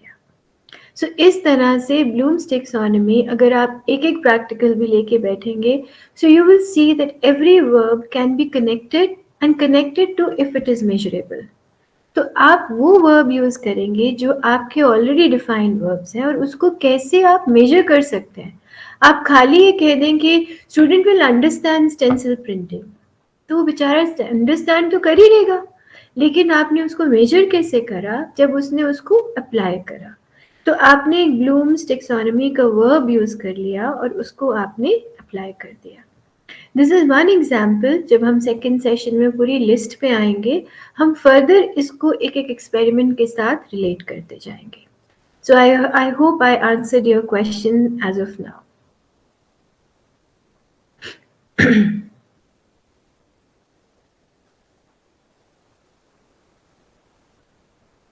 Dr. Swati, I hope we answered this question. Let me check the chats, ma'am. Okay. Okay, there is a person again. She's complimenting you for using words such as blogging and animating in creating domain, which is very good for this current times. And Yes. that's it, ma'am. This is just one reply. Okay, great. So, whosoever asked the question on Bloom's taxonomy, I hope I answered you, and we will further discuss this. And it is very important aspect that you have asked. Thank you for asking that question. So, we were here talking about rubric. I hope this concept of rubric is clear to everyone, and great distribution. So we will come to this activity in your break time. जब आप assignment brief लिखेंगे, साथ के साथ आप ये rubric भी उसी असाइनमेंट का छोटा सा डिज़ाइन करेंगे। बहुत डिटेल परफॉर्मेंस इंडिकेटर्स आप अपने पीसफुल टाइम में you can add further, but just to relate that how the work and then the assignment and then the rubric can be developed. This is very interesting, and after student submission probably we'll have that break before you develop. So अब आपने assignment को create कर दिया, आपने students को instructions दे दी, आपने students को बोला अब हम ये सब करेंगे, लेकिन अब student submit कैसे करेगा? चुप तो मेरा पागल पहन। So there are many options, and especially the current times have given us a lot of options. So, as per the current situation, environment, available resources, students and instructors, या school के पास क्या resources हैं, क्या learning modular systems हैं, there's a lot which depends. It makes student submission dependable. सो अब physically present थे तो हम कहते थे फाइल्स दे दो, पोर्टफोलियोज दे दो, सैम्पल्स दे दो और हम चेक कर लेते थे। तो वो तो अभी भी है, लेकिन मुझे एक चीज़ यहाँ बहुत डिस्कस करनी है, and I think so the quantum of work we give in this file, the quality of work we give in these files, the quality of work we give in the portfolio, I think so is very, very, very important. Because at the end, we should be very careful on the amount of human and non-human resources we spend. At the end, what is the objective of the submission of this work? If it is submitted, are we checking them only on the cover of the file? Because I remember with my earlier when I was in India, students used to spend hours and hours in only decorating the cover of the file. My aim is not just the cover. Cover तो वो कहीं से बनवा भी लेगा. My aim is to see how much effectively I have utilized this human and non-human resource. उसने कितनी energy spend करी है टू अंडरस्टैंड द स्किल, उसने कितनी एनर्जी स्पेंड करी है to understand the depth of the course. So that is more important. The work inside is very important. The objectives achieved is very important. So I would open up for discussion if you want to write in chat and I can take the feedback later. That what do you think on the student submission, especially the physical submission which is happening? And also in online, we ask them to scan their work and send. So what do you think in this kind of a submission is I wanted to open up a little bit for this discussion. However, अब हमारे पास बहुत interesting time है, हमारे पास एक blended learning environment है. Different schools have different learning modular systems. You have amazing plugins in these modular systems. I always feel that as an instructor, आज तक जो मेरे पास लर्निंग मॉड्यूलर सिस्टम है, मैंने अभी भी 50% प्लगइन्स एक्सप्लोर करे, 50% ऑप्शंस एक्सप्लोर करे हैं जो मैं स्टूडेंट को सपोर्ट कर सकती हूँ in their learning in their submission of work, and specially I am using the practical work. Okay, so over the time there are so many software जो फ्री एप्स हैं जो हम यूज़ करते हैं. पावर पॉइंट तो सबसे बड़ी चीज़ है. Student can scan the work, send it on PowerPoint, create a PowerPoint, use Canva. I'm sure most of you are very much aware of what is Canva. I love this new way of creating presentation. It gives you animation, it gives you those 3D images, it gives you an amazing possibility. You have Camtasia that is also gives you a possibility of doing some 3D animations, and students can easily use this. And I feel students are more technological friendly than us. They come up with my interaction with students. They come up with technology and say, "Why are you asking us to do it with hand? We'll do it on Procreate. I'll use it on my iPad." Now I know every student may not be having all kind of resources, and especially in our system, I don't expect कि सबके पास सब कुछ हो. इसीलिए हम उनको बहुत सारे एग्जाम्पल्स दे सकते हैं, उसमें से कुछ तो वो इजीली यूज कर सकते हैं. They all have YouTube channel, their accounts. They all know how to use InShot, how to create a video, how to use the phone camera. Most of them have phones. Most of them, as I know, and especially in higher secondary level, schools में नहीं भी लाएंगे तो उनके पास phone की possibility है, नहीं भी है तो पेरेंट्स के पास है. लैपटॉप ज़रूर है, उसमें ऑप्शन वेबकैम्स का है. So there is a possibility of using these softwares, PowerPoint, Canva, Camtasia, Beyond, Doodly. Doodly is very interesting. उसमें a student can create doodles, and Doodly is little paid. It's $5, $4 a month, but okay. I mean, there are some which is little kind of money to be paid. In short, free है. YouTube पे उनके channels हैं, अपना video बनाएं, submit करें काम. And CapCut is another software, and I love this application called as Google Docs. And I'm sure you all know there are so many free applications on Google. Google lens बहुत interesting है, Google images बहुत interesting है, आपके Google slides बहुत interesting है. तो मुझे लगता है कि ऑनलाइन में मैंने गूगल स्लाइड्स बहुत यूज़ करे हैं. जब हमारा लर्निंग मॉड्यूलर सिस्टम भी डेवलप नहीं हुआ तो student develop presentation on Google slide, share it with me.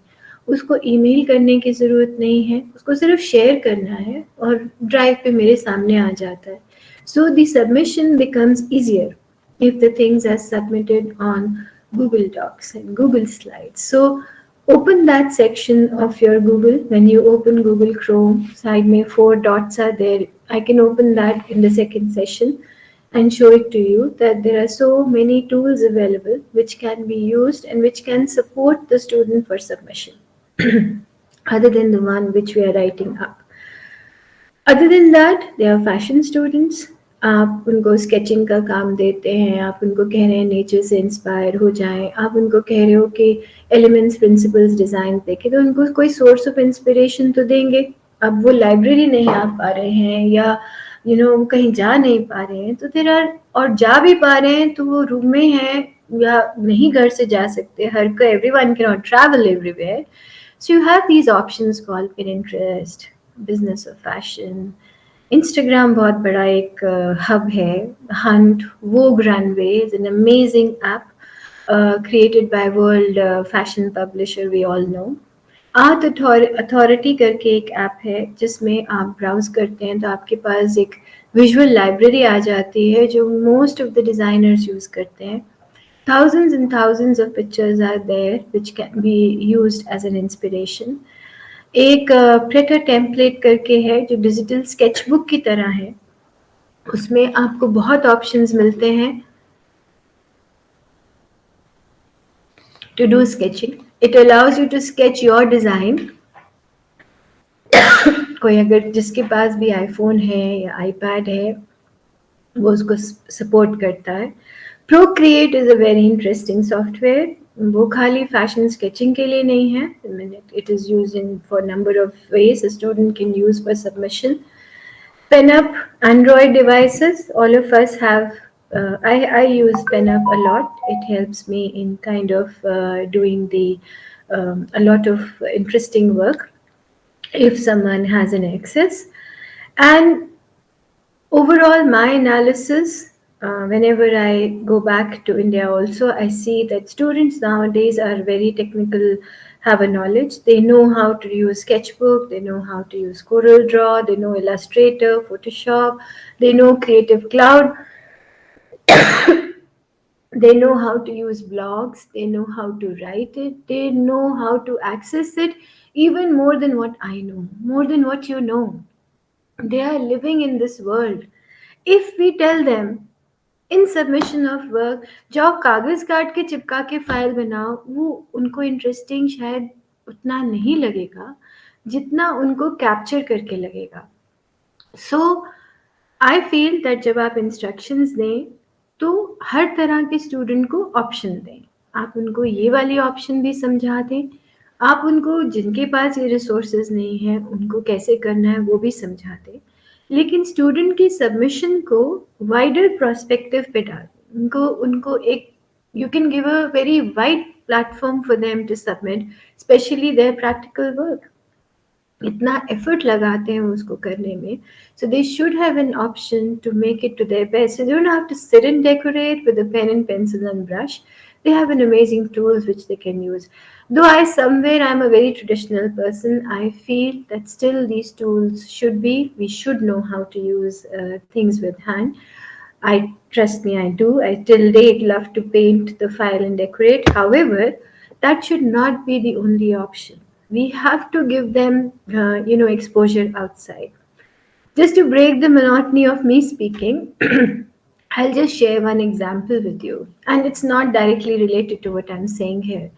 Once I was talking to a 70-year-old man. He asked me that, um, what kind of person are you? I said, I'm a very traditional person. I believe in this and this and this.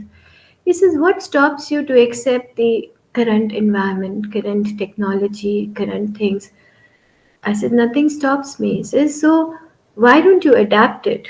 Why don't you see that how this can further support your way of living with what is happening in today's time? So ये जो gap है मुझे समझ आया कि हाँ अगर एक 75-year-old मैन ये थॉट लेके रह रहा है तो मुझे अपने स्टूडेंट को ये गैप पूरा करने में ज़रूर सपोर्ट करना है. मुझे अपना गैप पूरा करना है. So when we do this, when we opened up to this synchronous, asynchronous teaching, blended learning, and all those kind of things, I think so. We have to upgrade our instructions in a very wider thoughts and creative thoughts, and tell the students how to submit the work. I'll stop there to ask the questions and then see if I can proceed further. So, Dr. Swati, is there any kind of feedback on this? Sure, I'm just going through the chats only. So, okay. They are finding it very informative, and Rachna Malik has written it is important that as an educator, we should encourage students to develop digital portfolios as it can be used by them during interviews and admissions. Yes, perfect, Rachna ji. You've given a very good point, and I'm sure all of you agree to it. कि एक होता है digital learning objective. ये एक नया concept है कि हम हर चीज़ डिजिटल लर्निंग पे लेके आ रहे हैं। You know, even people who submit CVs to me, they have everything. Their CV is this much. Okay, everything is digital. I have a Google Drive shared for their portfolio, shared for their work, shared for their exhibition, YouTube channel. So CV वो जो 5 page का होता था आज आधे page का बन गया है, but of course it's 500 pages to go through. So you're absolutely right that we should encourage students to do digital practical work, digital portfolio. But my only thing here is that first, as an instructor, there should be some common instructions कि कैसे develop करना है. मतलब we cannot leave totally up to them. We have to be very clear on how we have to develop this digital portfolio, what you want them to do in this digital portfolio. So very good. This is very good point. Yes, of course we should all do it. I agree. Anything else? No, ma'am, not as of now. Not as of now. Okay, let's go further then. And I think so. We have how much time we for this session, Dr. Swati? Ma'am, another, you can have 20-25 minutes. Okay, so let's then do this also a little bit on feedback, and then we'll break up for the session so that they get little more time to do their assignment brief and rubric. So I'll just do Exactly. this. They will be needing at least 20 to 25 minutes to complete it. Yeah. Yeah. So I'll briefly touch upon feedback and then give them time and come with the rest of it then. So now feedback is the most interesting part to me. बहुत ही interesting इसलिए है कि हम कई बार feedback देते देते clear ही नहीं हो पाते कि हमें फीडबैक देना क्यों है और क्या देना है. So feedback main objective is to justify to students how to mark and grade, how their mark or grade was derived. The student stands here as a justification कि मैंने क्या गलती करा है, एक स्टिच ही तो गलत करा तो और आपने मेरे मार्क्स काट लिए. या अब हम उसको आइडेंटिफाई कैसे करें कि ये ज़्यादा रिवॉर्डिंग है और ये कम रिवॉर्डिंग है. तो हमने रूब्रिक डिफाइन कर लिया, ग्रेड डिस्ट्रीब्यूशन कर लिया, असाइनमेंट ब्रीफ लिख दिया, लेकिन अब हमें फीडबैक भी देना है, जबकि rubric is giving a feedback, but we have to give this feedback once again to our student because it's like an information heard from an instructor. एक इंस्ट्रक्टर के मुंह से अपनी तारीफ या अपना डिस्कशन ऑफ द वर्क एक student के लिए बहुत ज़रूरी है. I see myself in that situation. I used to literally wait for my instructor to give me a feedback. I have done embroidery in my textile project. How will she say? Is Sindhi Tarupa good? Is my mirror attachment good? What is she going to comment on? Even I'm clear what she's going to comment, but I want to hear. So this is the information given. So now the word I speak will decide good or bad for the student. It will there are so many feedbacks till date after 20 years, 25 years. I remember what teachers gave me. I remember of what I used to draw in biology or in my fashion in my college time, and even in my masters, in my PhD. I remember every feedback. It was the most important feedback, which is like an informal feedback, is the most commonly used feedback. But as an instructor, our role is to be very good with these words to give this kind of a feedback. Oral भी दे सकते हैं, written भी दे सकते हैं, formal भी दे सकते हैं, informal भी दे सकते हैं, डिस्क्रिप्टिव भी दे सकते हैं, हाँ, इवैल्यूएटिव छोटा सा भी दे सकते हैं, पीयर इवैल्यूएशन भी कर सकते हैं. तो पीयर इवैल्यूएशन बहुत यूज़ होता है आजकल, एंड स्पेशली बाहर कंट्रीज में it's used a lot. There is a group which will evaluate another group. So teacher will say, okay, I'm not doing anything, you evaluate, she evaluates. But in our system, the most used feedback system is oral or informal at times, or even if it is formal, and written. Okay, so written feedback is very important, and as an instructor, आप बहुत ज़्यादा clear होना पड़ेगा कि मैं उस written feedback में क्या लिखूँ. तो आप क्या लिखेंगे रिटन फीडबैक में? आप फिर से ऑब्जेक्टिव पे जाएंगे, आप कहेंगे the student was able to apply good skills in hemming. आप अपने रूब्रिक पे आएंगे, आप देखेंगे बच्चे के पास ही स्कोर 90, तो मुझे उसका फीडबैक भी 90 वाले रूब्रिक के कॉलम से ही लिखना है, बिकॉज मैंने उसको 90 दिए हैं। या अगर मैं उसको अपना फीडबैक दे भी रही हूँ, तो मुझे समझ के देना है कि मैं उसको ये कह दूँ नहीं तुम्हारा काम तो बहुत अच्छा था लेकिन एक्सीलेंट है वैसे, एवरीथिंग इज गुड। ये फीडबैक नहीं है। फिर आप कह रहे हो कि एवरीथिंग इज गुड, तो फिर आपने उसको मार्क्स क्यों नहीं दिए? So we have to be very clear when we give this kind of a feedback, and specially in the formative assessment, because this affects a lot in the formation of student. So somewhere ये feedback loop बहुत important चीज़ है जो हमें as instructors रखनी चाहिए, कि एक action है, it's based on an evidence, it's based on a relevance, and it has a consequences. There's always a loop, and I always believe in closing the loops. So somewhere we start with an action, we come up to a conclusion, and we come back. Excuse me, nobody fucking cares. Sorry. Who is speaking, please? Ma'am, please continue. There must be Okay. some interference. Okay, no problem. So, in order to give an effective, yeah, constructive feedback, feedback should always be specific. Okay, ना ज़्यादा ना कम। तो ये आप सोच के रहेंगे कि आज मुझे स्टूडेंट्स को फीडबैक देना है, और मुझे असर्टिवली बोलना है, और मुझे स्पेसिफिक बोलना है, मुझे कॉन्क्रीट बोलना है, और मुझे पॉजिटिव भी बोलना है, in a way that it should tell the students कि it is under a performance goal. ये उसकी परफॉर्मेंस है। मुझे टाइमली देना है, in the sense that we finished say this hemming again, and we finished it in say 2 weeks back, and I've still not, I mean, given my feedback, was it good or bad? It will not, it will finish the whole fun of it. At times we don't find time, we have in school meetings, our time limitations are there, we have other committees, you are class teachers. I agree, but there are various online tools to give this feedback. You can write to the student. There is a lot of things called mobile learning nowadays. You can always give this feedback at a go to a student, not to a particular. You can make the chunks of feedback that, those who have scored this is this feedback. Those who have scored this is what this they did in this feedback. And at times you want to give any specific feedback, wait for that student, take that student out of the class to give a feedback. At times in front, which I know and I totally believe that all of you must be doing it to understand that the student doesn't feel bad. So it has to be timely, it has to be appropriate, focused on എന്നെ behavior നന്നെ പോടാണേ. and not on personality.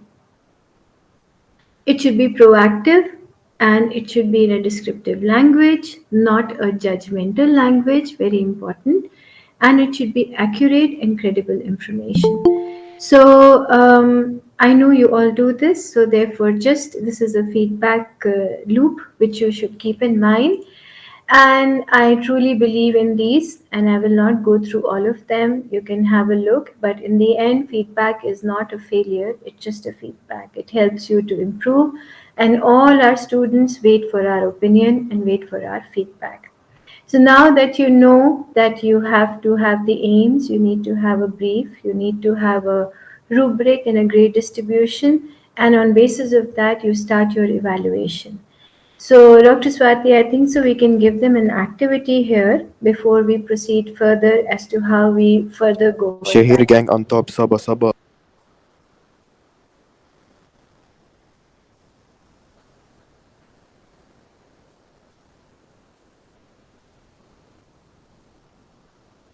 Dr. Swati, you there?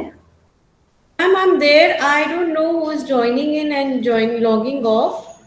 So, No problem. I think so we can give everyone an activity time now, okay. and get back to them, say, in another 15-20 minutes Sure. And or if 15. required, we can have a different Gmeet group also. We can then No again problem. Hmm. join in and Let's see. Because if some fifth person is joining again and again, then it is not supposed to happen. Anyhow, we have certain Madam, shut the fuck up, please. Okay, madam. It's okay, Dr. Swati. I truly understand. Let me come back to the to my the assignment brief slide which I was talking, and so that everyone understands what we have to do and we can quickly go for this break. So during the break time, you're expected to do this activity. Expected to do the activity. So you can see if you are looking at the screen, I'll explain that the aim is to prepare a sample for visible hemming stitch. You can consider that the student will take around 30 minutes. You can write the type of assessments. If the screen is not visible, you can quickly write on the paper that you need to create the assignment brief for the sample of visible hemming. Write the type of assessment you think it is formative or summative. Based on that, you can quickly write at least two or three objectives, not more than that. Keep in mind that these objectives, you will use them to create the rubric as well. So please make sure that the objectives are based on Bloom's taxonomy so that you can use them for the rubric. Give a very brief instruction. Put it as a research base, some activity which comes in your mind, one line, two things, do it and just put it here. What kind of variation possibles are there in a visible hemming stitch? What material? What kind of grade distribution? And when you come to rubric, I will open that section. You have just three indicators or two indicators here, and then you write the rating scale. Actual sample steps of how you want the student to submit. You want the student to submit on what kind of platform you want, on the modular learning modular system, you want face to face, you want what kind of a submission. Then you reflection analysis, you just leave there because the student and you will together do this reflection analysis. So that column has to be filled with the feedback later. And learning resources. So if you have any specific one, two, three, four learning resources related to visible hemming stitch, you can put that. This is about the assignment brief, and matching to that will be your the rubric. So if you have these three or two performance indicators, you can create one quick rating scale, one, two, three, not more than three, and make simple descriptors here to just understand that if this was the activity, what I can do with the rubric. So I think so if we do this activity on a quick note in 15-20 minutes of gap, we can come back and go ahead with our rest of discussion. So Dr. Swati, over to you if you have something else to add to this. It sounds perfect. I think we can all break off for 20-25 minutes. We can come back at 12:20. I would request you to not switch off your YouTube links, and you can always keep them in sleeping mode and prepare the assessments that ma'am is asking you to, because then we can discuss upon it and you will understand how to make a rubric in a much better way. If you do it, then it will be kind of a learning for all of us. So I think we can go off. We can switch off ourselves, and we'll meet at 12:20. Is that okay, ma'am? Is that good Yeah, time? yeah, even so, I mean, I think so sufficient. My idea is not to, what is the time in it right now there? It's 11:55. 12:20, 11:55. Okay, even 12:15 will do. 25 minutes. Only 12:15 will also do, Dr. Swati, because All I right. think so All it right. will need more discussion. Yeah. So okay, then we can start at 12:15, and with this, I'm not signing off, but we are taking a short break for all of you to please prepare for the assessments. Thank you. Thank you. See you again.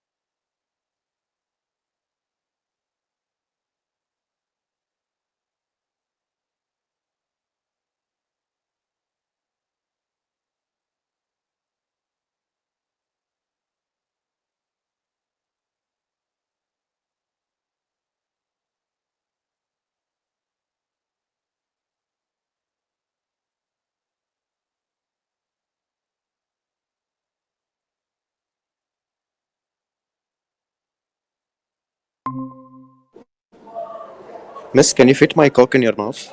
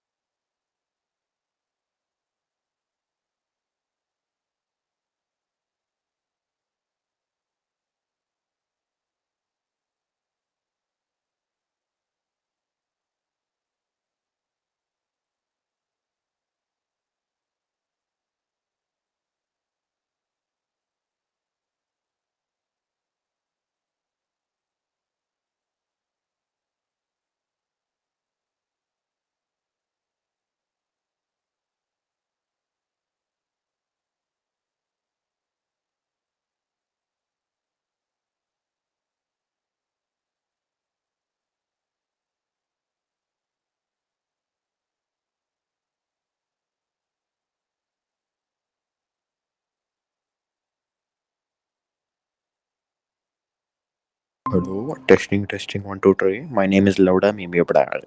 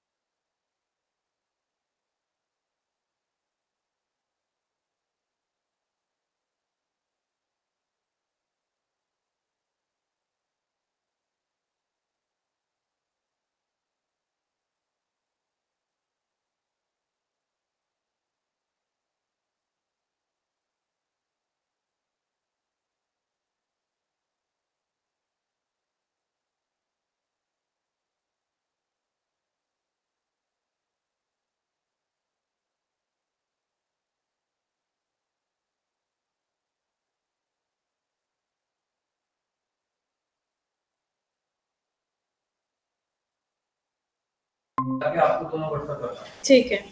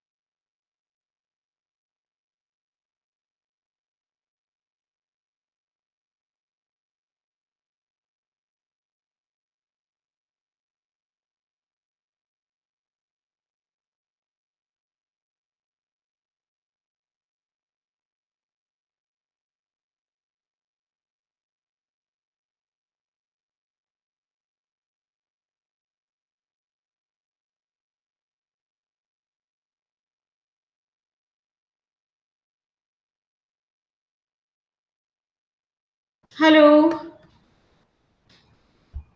hello.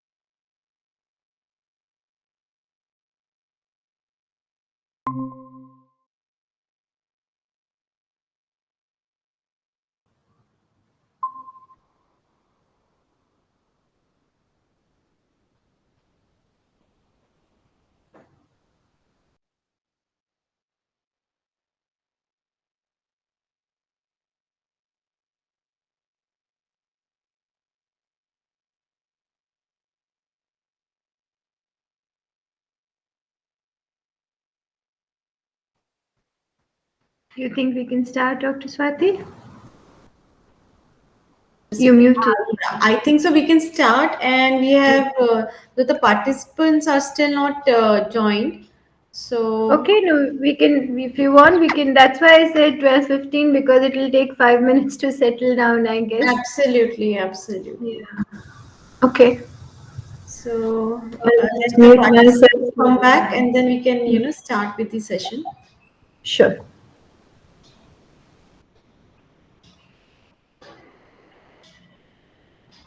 Ma'am, you are again trying to enter.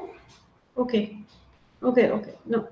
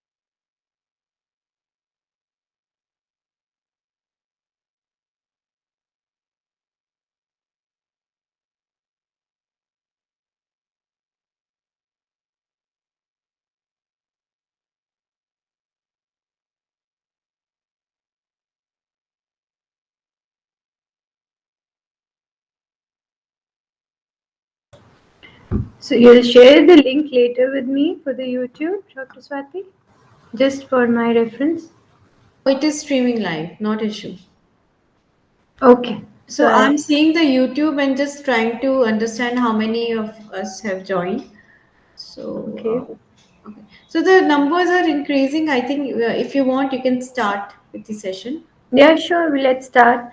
So that Yeah. I'll take another hour or 1.5 hour, 1 hour. I'll finish then, Dr. Swati. So we have certain responses, ma'am. If you want, I can just Okay. bring it up.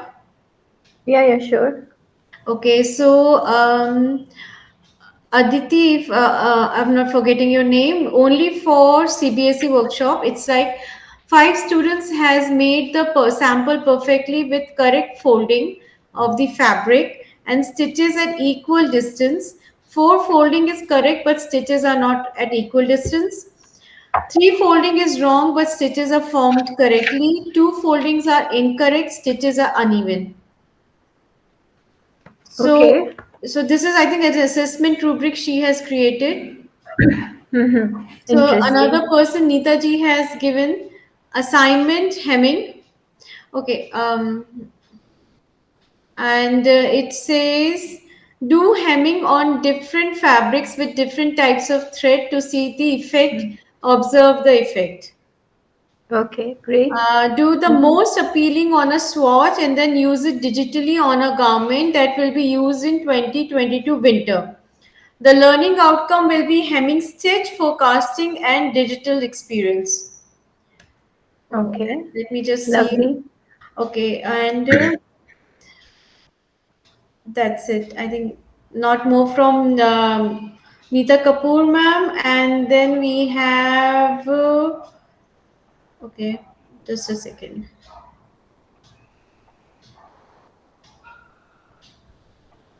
Then we have from Shalini U. Krishnan ji to prepare a sample of visible hemming stitch to Mm-hmm. determine the correct order of steps to be followed to calculate the fabric consumption.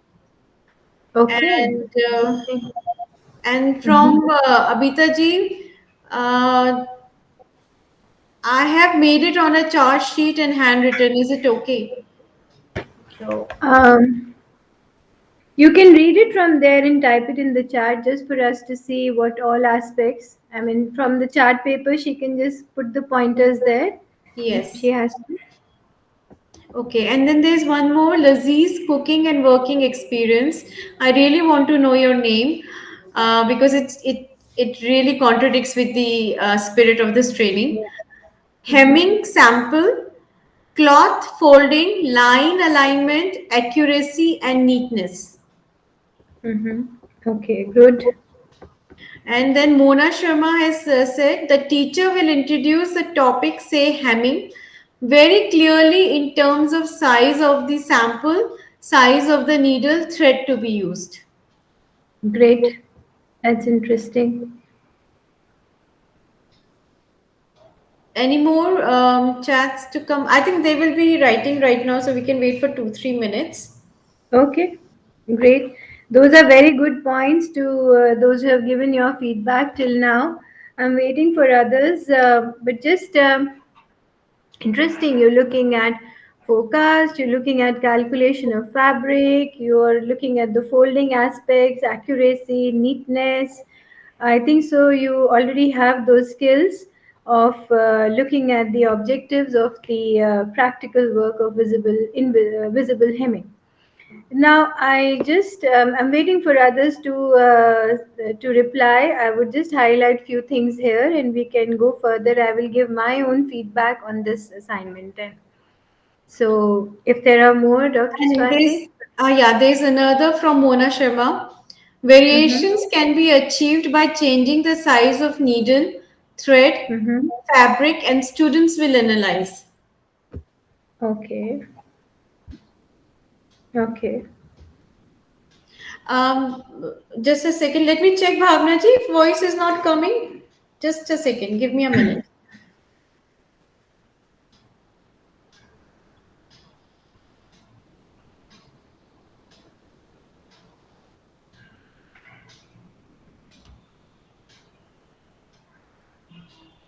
Um, just a second. Let me check, Bhavnaji, if voice.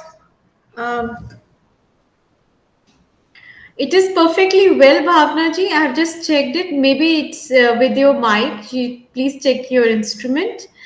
Rekha Gaur has said, prepare a hemming sample to correct order and correct needle or thread. Then there is a Okay. person with title Fashion Studies. Prepare a collage of garments where hemming is done.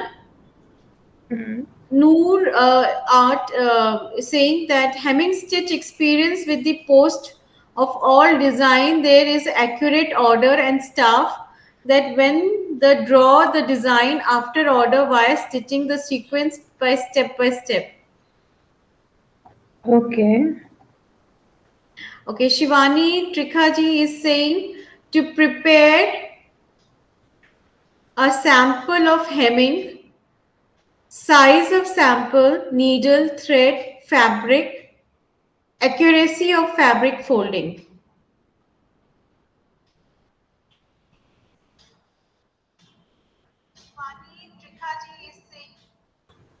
Okay, Deepika Kapoor ji is saying start by observing school uniform, identify the stitch on hemline to evaluate size of stitches is even, slightly uneven, or stitches are done randomly, accuracy of fabric folding. Great. That's nice.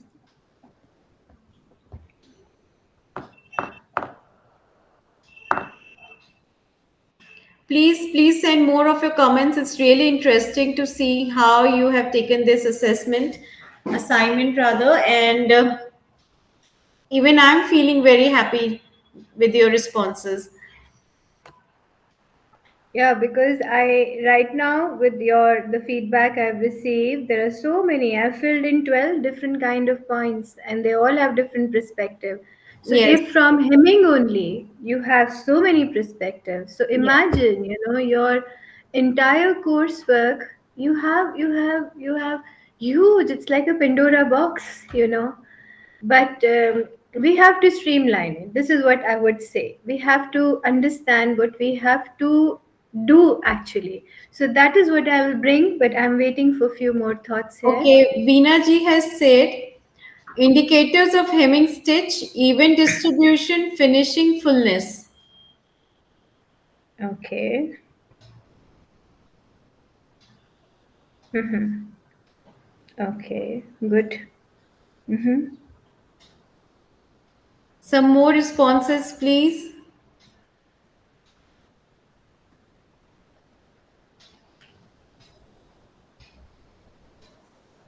Because the way everyone is giving a feedback, even you can design different kinds of rubrics, different kind of objectives, different ways of conducting it, different kind of research based activities, submission, great. I mean, I think so you can think more creative on this. It's just that how to bring this now all together. So let's another 1 minute, let's see if someone, otherwise let's start discussing if there is if more response to it. Any more responses, please?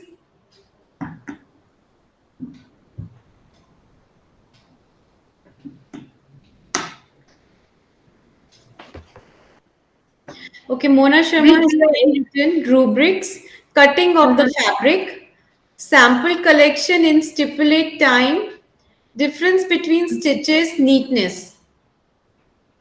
Okay, great. So I think so most of you Ma'am, are. one more. Since they are so enthusiastic, we should really Yeah, yeah, acknowledge sure. that. Aarti I can wait. Shrivastava has said, arrange few samples and tell students to check number of stitches per inch, neatness, Mm-hmm. accuracy, even gap. Innovation by decoration by Bharti Rekhi ji is saying variations can be used blind hem, pin hem. Shivani ji has added different fabrics like muslin, cotton, or poplin can be used. Neeta Kapoor ji has said hemming can be used to get textures on certain parts of the garment. And Mm-hmm. I am audible to most of the people, so please check your instruments.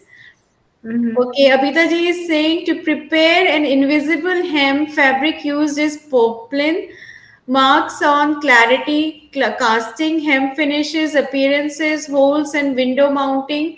Each 2 marks, total 10 marks. Okay, great. Meenakshi Gupta ji is saying these stitches are applied less diagonally, more diagonally, and state.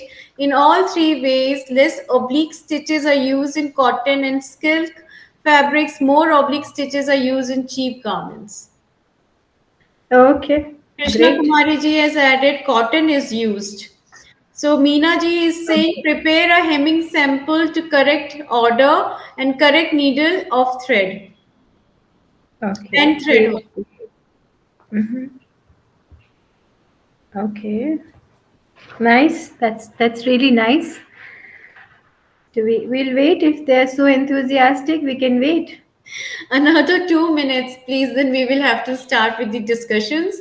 So try and give your comments within 2 minutes. It's a request. Otherwise, I'll pick up your comments later during the session then. No, no, we can wait 2 minutes. Okay, no problem. I'm always happy to see that kind of enthusiasm, in just one Yes. topic. And that too in And one-way communication system, ma'am. It is so in nice. one way I'm so communication. happy people are taking it positively. Thank you so much, all the participants. Yeah, thank you all. This is how you make successful interactions when you contribute, and this is what you want your students also to do with you. So you Exactly. just have to bring them to that level that they start contributing. That enthusiasm has to remain the way you are showing is what they have to show. That's it. That's it. We'll achieve our goal to be teachers.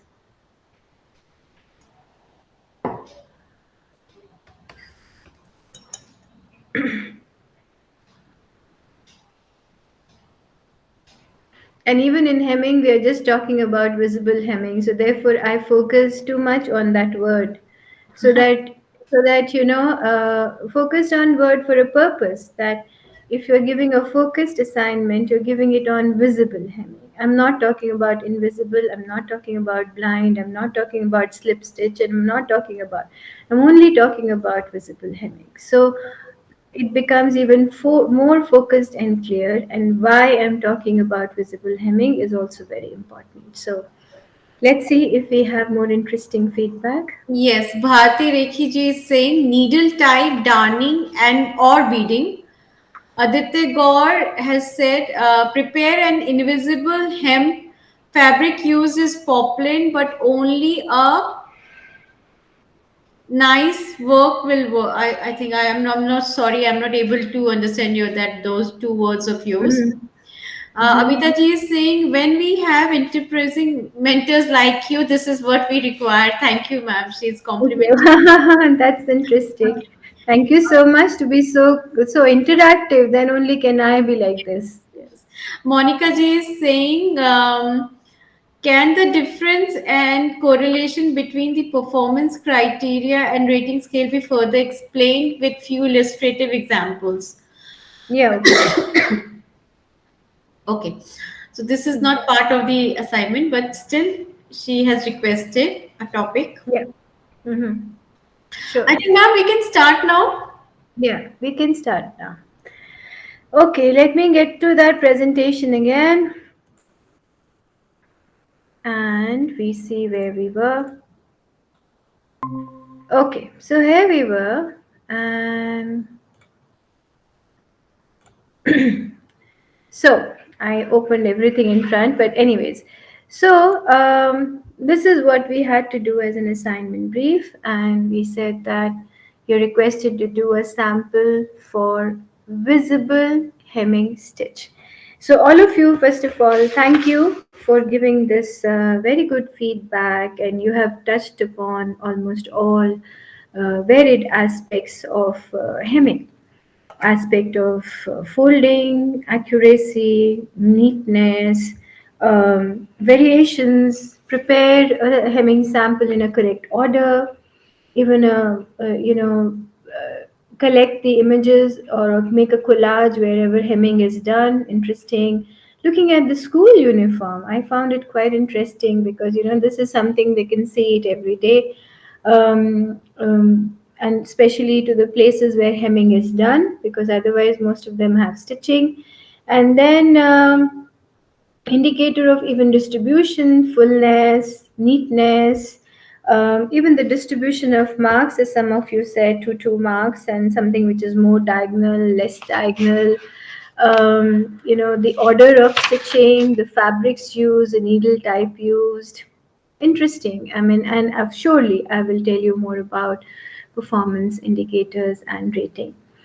Now, bringing it all together, this is my feedback that first of all, you must have realized up till now with this discussion that this small little topic can be handled in so many ways. Okay. Maybe the objectives I have written there may be different from your objective. But in the end, we all have one common objective is that we want them to prepare a sample, create a sample, stitch a sample. This is what we want them to do, but in a visible hemming. So I call this assessment as a summative assessment. Maybe I'm presuming they will submit it in the end of finishing my entire topic on hemming or on hand stitches. And so I want them to do this kind of a stitch. I'm doing it visible because as someone picked up very interesting thing on school uniform. So when, and especially girls, when they see their hemlines folded, they would see more of this concept of visible hemming. Invisible hemming is not that common nowadays, so the concept of visible hemming will be more visible to the students. So that's why it's better to have this kind of a sample.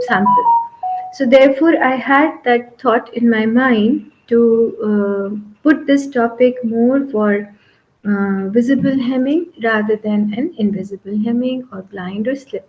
However, of course, we will teach those samples. So just trying to justify myself, and this is how you as teachers can justify yourself. So according to me, the objectives can be the students will be able to, okay, this is how we always write an objective when we start. So student will be able to, number one, differentiate between types of hemming. because this is what you want them first to understand. Analyze the sample of visible hemming and construct a sample of visible hemming stitch. So I have put all your thoughts into these three different categories. Like you said, for them to understand different types of hem stitch, for them to analyze what is the more diagonal, less diagonal, straight, not straight, what kind of fabric. So analysis is there. You want them to construct, so there will be steps. You will talk about needle, you will talk about fabric, you will tell them how to start with a back stitch. It's a permanent stitch, it is not a temporary hand stitch. So how to start the stitch, so the construction steps have to be very clear. So you according to me, and you can have different words here, the verbs, the action verbs, Bloom's taxonomy: differentiate, analyze, and construct. So while instructions, you will say, you will define a hemming, you can give them an end use of hemming.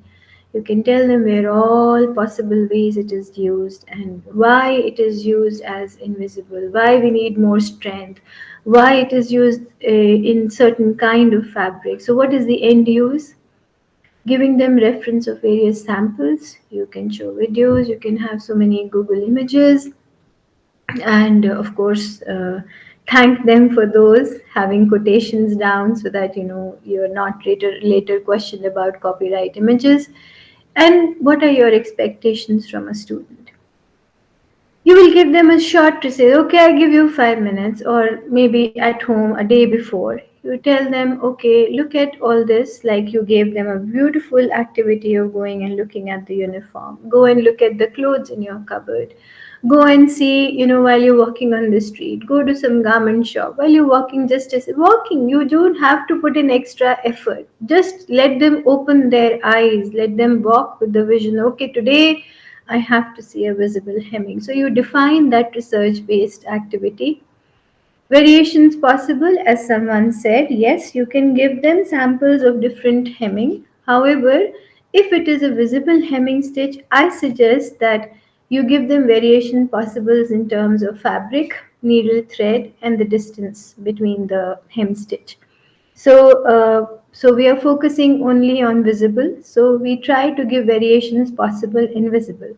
So as you said in poplin, why it's not that good in chiffon? So we say, okay, pick up a thin fabric, pick up a medium weight fabric, pick up a little thicker fabric, give them the uniform, give them that little twill kind of a fabric, and then say, okay, heavyweight fabric. See how you will achieve. In some, you cannot achieve. I mean, it's not viable to use this kind of a stitch. So this is variation possible within only the visible hemming. However, if it is generally making a hemming stitch, we'll have all different kinds of hem stitch which is possible. But here you can tell them to handle poplin, cambric, maybe a thinner muslin, maybe a very lightweight voile or a chiffon. Then you can tell them, okay, pick up something medium weight, pick up something heavy weight, and then let's try, with different needles, with different thread. I know we have limitation of time. I know you just have 30 minutes. So define it. Say one sample poplin, one sample voile, one sample twill. Pick them four, tell them to do, and they will themselves then do a reflection. They'll do an analysis that yes, visible hemming is possible only in this kind, for this reason, for this purpose, with this thread, with this needle. So just to give them that variation possible within the topic. And then you will of course list the material required based on this variation possible, based on the instructions you give before.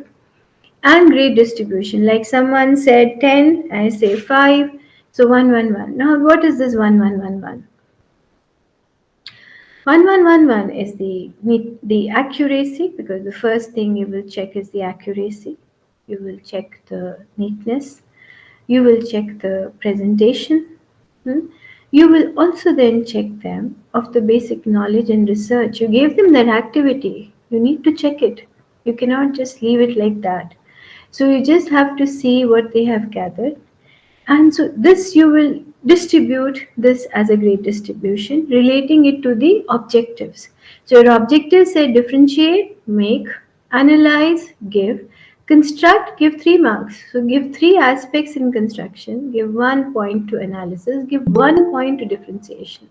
So this is how you give them a simple grade distribution, relating it all the time to the objective. Then comes the role of our rubric, which we will go to that rubric thing. And then I will go to the next slide. And then you tell them how to actually submit the sample. So you will say, okay, you do it on school LMS, or you send me on an email. I don't know how your schools have different ways to submit, or submit it in class, give them a deadline, give them a clear instruction of how they have to submit. Will they stick it in file? Will they take a picture? Where are they going to submit it, and how they are going to submit? You want them to convert this entire thing into a presentation on PowerPoint, on Canva, and send it to you. Perfect. And then you will give them a list of, no, sorry, they will do a reflection and analysis. You know, I feel that this is something very much missing in our way of teaching. Reflection of our own work, we don't want to accept that we are wrong. We don't want to accept that we are not efficient. But I'm not telling you to use, or students to use, this kind of a word. Reflection is reflecting on all kind of things. Your ability of the sample, that the neatness or the accuracy of the sample that you have received. So reflection can be on the way you make the sample. Reflection can be on good and bad of the sample. It is generally an analysis being true to ourselves. It's little difficult. It's little difficult a concept to start with, but let them just analyze wherever the way they want to, and gradually we can put this reflection in them. Reflective journals are created to add to this reflection, and trust me, everyone, it really works magic, because then when the student starts knowing himself or herself, because these reflective journals, I didn't realize till I actually started doing them, that how useful this reflection part can be and how it can support the learning. I'm not asking student to write big paragraphs or for you to do an in-depth analysis, but yes, a basic reflection on work is required. Plus learning resources, so if you have any book they can follow, they can go and see the sewing book, Reader's Digest, they can go Singer Sewing Book, they can have a look. Do you want them to see some kind of an online resource, give them a link. Don't give them too much, because it will confuse. Don't give too much material, it's just a 5 marks activity. Give them 1 or 2 resources so that they are clear, and give them those resources from where you have taught them, or kind of have a clarity, because there are a million ways, different resources which teach them different ways of doing it, and they'll get confused and they will start criticizing your work at times, that you didn't teach us nicely. So be very careful when you give these learning resources. However, these learning resources should be given so that it further gives them further perspective to the course. So I think so. Before I go to rubric of the same topic, do we have anything on this, Dr. Swati, on the assignment brief? Yes, ma'am, there are a lot more chats that have come in. Just give me a Okay. second. Yeah, sure. Okay. Um, I think we completed it till Veena ji, and okay, Veena Dutt is saying, for hemming you should have thread say of same color, needle cotton of same color cloths, folding cloth neatly and create a good handkerchief. So Aditi Okay. Gogoti, Yeah, that's good. okay, Sorry, no, no, I it's got okay. excited with that. Aditi Okay. Gogoti ji is saying this is finishing part of the garment, for example, dress necklines. Um, Mm-hmm. Vijay Shiriji is saying visible hemming is very neat and proper distance will 5 or more neatness. Aditi ji has again continued rubric marking, um, marking 2 marks, neatness and cleanness 2 marks, well finishing 2 marks, front Mhm. side should not be visible, thread Mhm. 2 marks, ceaseless feral product 2 marks. Uh, Mhm. Good. and she said, Mhm. as a teacher, I need submission physically for more accuracy. Yes, I agree. Rajkumari ji is saying this is used to secure a hem edge to a fabric garment, slant hemming. Anshika is Mhm. saying introduction to the topic to prepare a sample of visible hemming stitch. And then she Mhm. goes on to say, explain the proper steps of hemming, calculate fabric consumption, explain the areas of using this stitch and its importance, research based activities, study about types and variations in hemming stitch, research on Mhm. key areas of its application. Rubric would be performance indicator 3, accuracy of fabric folding, neatness, size of stitches. So let me just go Great. down. Okay. And Hmm. after that, Noor Art had said hemming a sample is very important in fashion industries because this is the sample which decides the fashion of designing one applied in market. Mhm. Okay. Kulbir Kaur has said accuracy of folding of fabric, line alignment, and accuracy. Mhm. These are the messages as of now. Okay, great. I think so. Everyone is getting really excited on this hemming, and you will not forget now this hemming. We've been discussing right from the morning. So that's nice. And in fact, someone gave a very good thing on creating a product. In fact, I missed talking about this thing. So, as I said, close the loop. So, yes, in the end, instead of telling them this possibility of the actual sample, you can ask them to make something. I mean, not preferably a handkerchief or something like this, which you feel that they will be able to do it, and it will serve the purpose of it to be used for a visible hemming. So yes, great. That can be in the actual sample, and yes, the rubrics. The way someone has said accuracy, neatness, and size of stitches, and I think so. Yes, great. There's a very good thing, and physical submission. I totally agree to this comment. We as teachers, and especially when we teach design, especially when we teach something like fashion design, even to the student and the instructor. The touch and feel factor, the actual looking at the sample, actually discussing with the student in class really makes a lot of difference to both the student as well as the instructor. However, there is no harm in adding the digital aspect to it as well. So, if the student has seen you in class and you've taught it in class, and thankfully we should come back to this very soon, at least the submission can be online because you have seen it. And why I'm saying and stressing it online, because it is a very good document that you create. Looking at the factor of sustainability, which you had a session yesterday, there's a sustainability in educational materials as well, rather than collecting a lot of files and putting them in cupboards and later not using them. There is also an aspect of collecting the material on cloud. So I think so we can always think that how to create a sustainability factor in creating our own materials as well, and of course reducing the stress on the student of putting it in a file and decorating it and pasting it and spending those resources. However, I totally agree, I need to see this sample in the class, discuss with the student, give my feedback, give my heart out to it. So I'm so much for the physical presence of the student while I'm teaching the skills. So lovely. I think so. Everyone is clear on how to write an assignment brief, how to give an instruction. You can always modify as per your objectives. You can always modify it as per your needs of your group.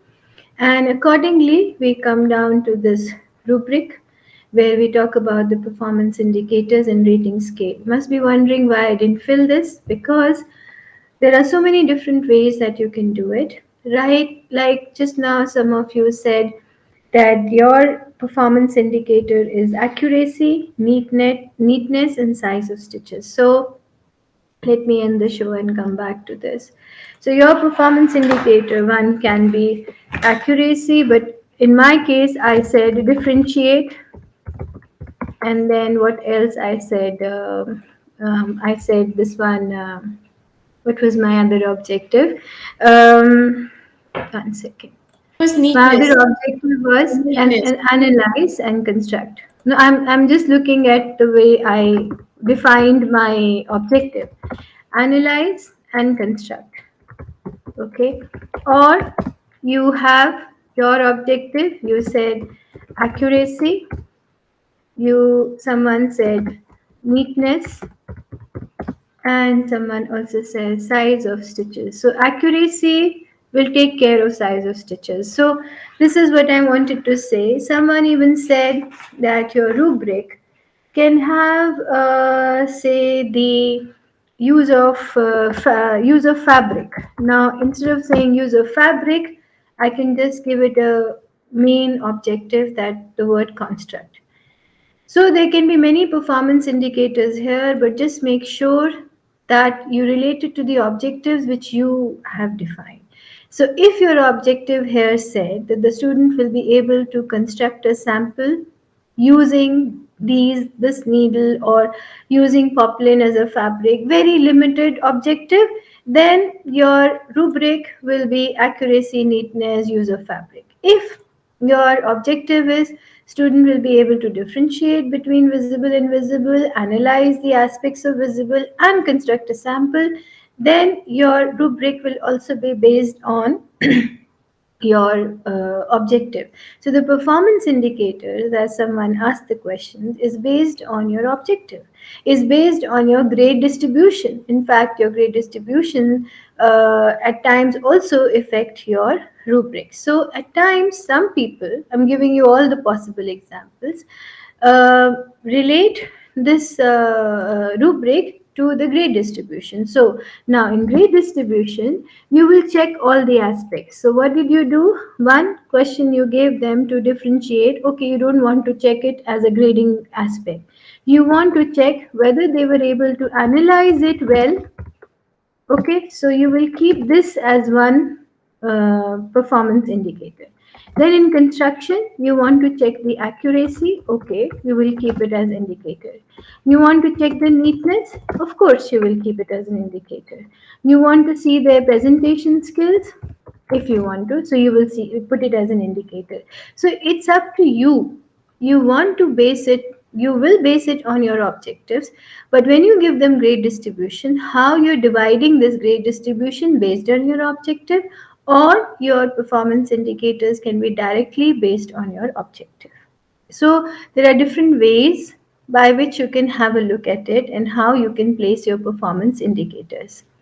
I personally feel put those which is going to capture a wider aspect of your practical rather than very small critical, because then writing the further rating scale becomes difficult.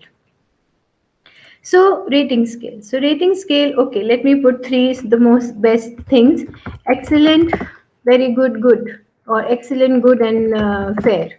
Okay, I don't want to write poor as a word. So, so if I have these as three points to consider. Now, if I say accuracy, so what is the excellent ones? Excellent, the student will be able to fold the sample neatly. Then folding is one aspect. Then you have the stitch length is one aspect. The distance of the stitch is one aspect, and this distance, the float, the V it is forming, the slant it is forming. So accuracy, you judge 3 or 4 points. So the student will be the student performance. The accuracy will be based on if the fold of the fabric is this much, then the slant is this much, the thread use is this much, and this. Excellent. I mean, everything is perfect here. Student here, if you use these words, student here, the garment is designed good, so you can say that the hemming is designed good if the student is able to somehow fold it to an accurate level. then somehow is the thread used is giving exact slants, the student somehow is able to achieve to the final product. So it is very excellent to use the word the garment is well designed. If it is just a proficient to the good one, the garment is good because it has the costume looks like the original with some ideas. So excellent is its very clever solution to be used. So you will say in this also, excellent is when everything is perfect to what you have defined accuracy.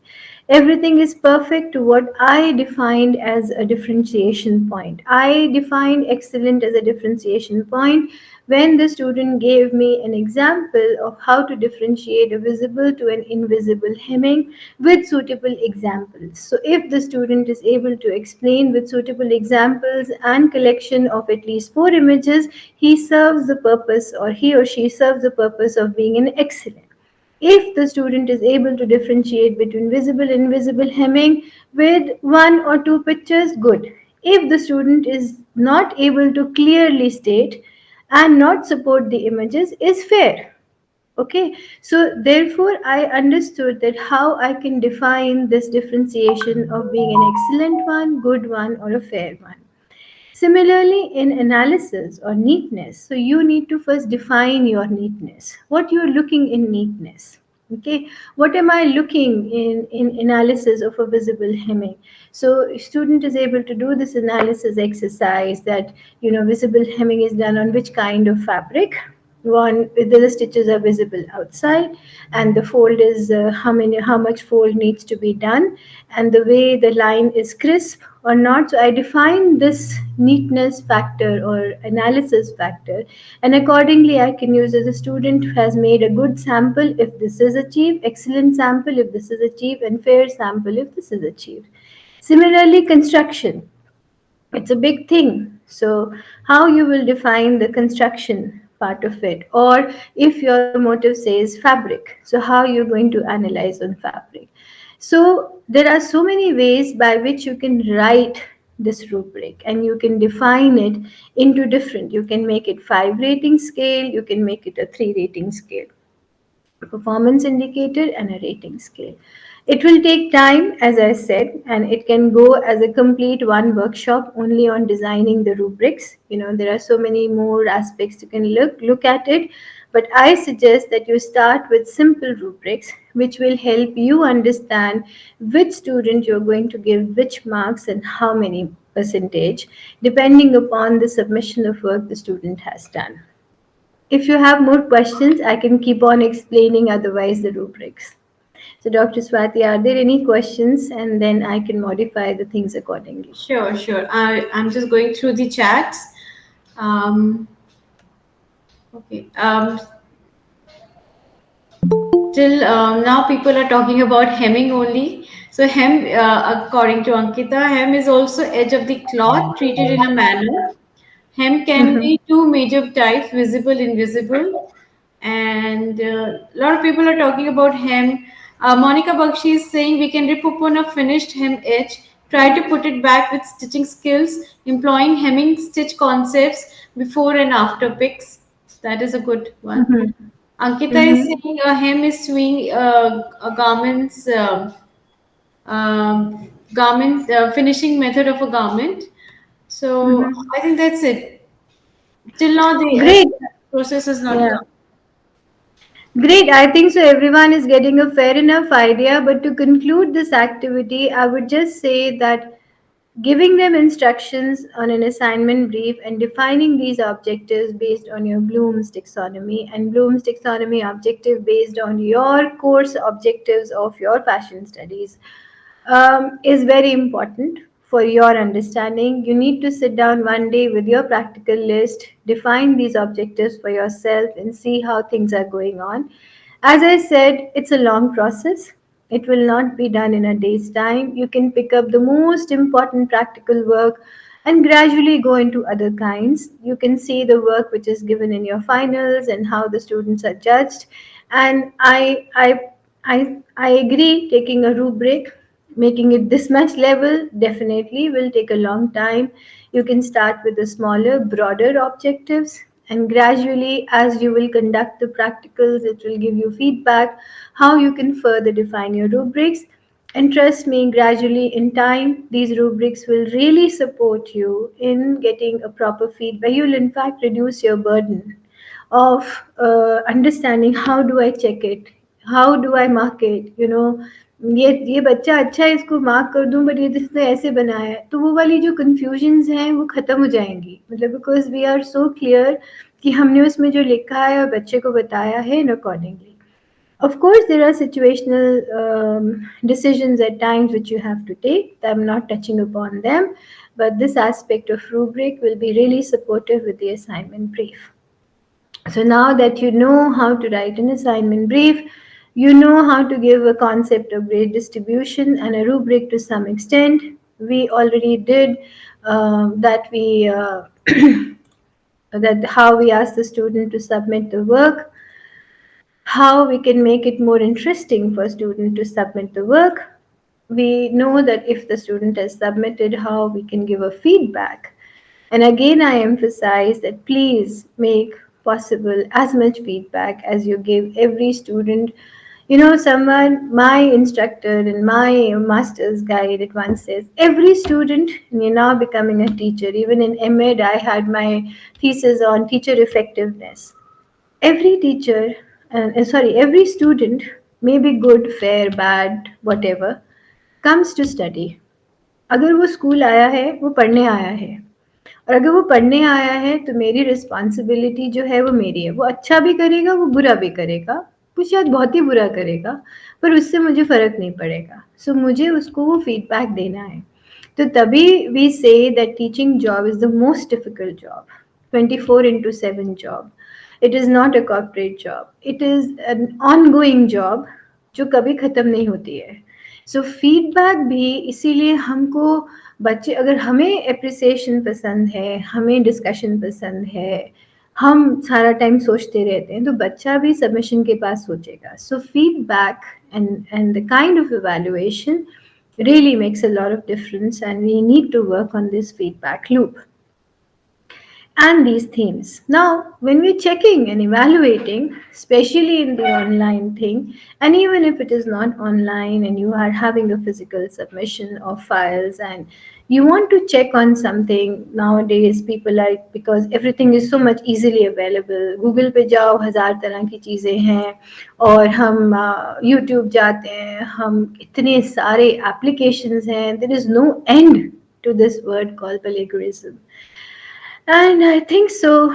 This is becoming very common, especially in the field of design, art and design, fashion, textile.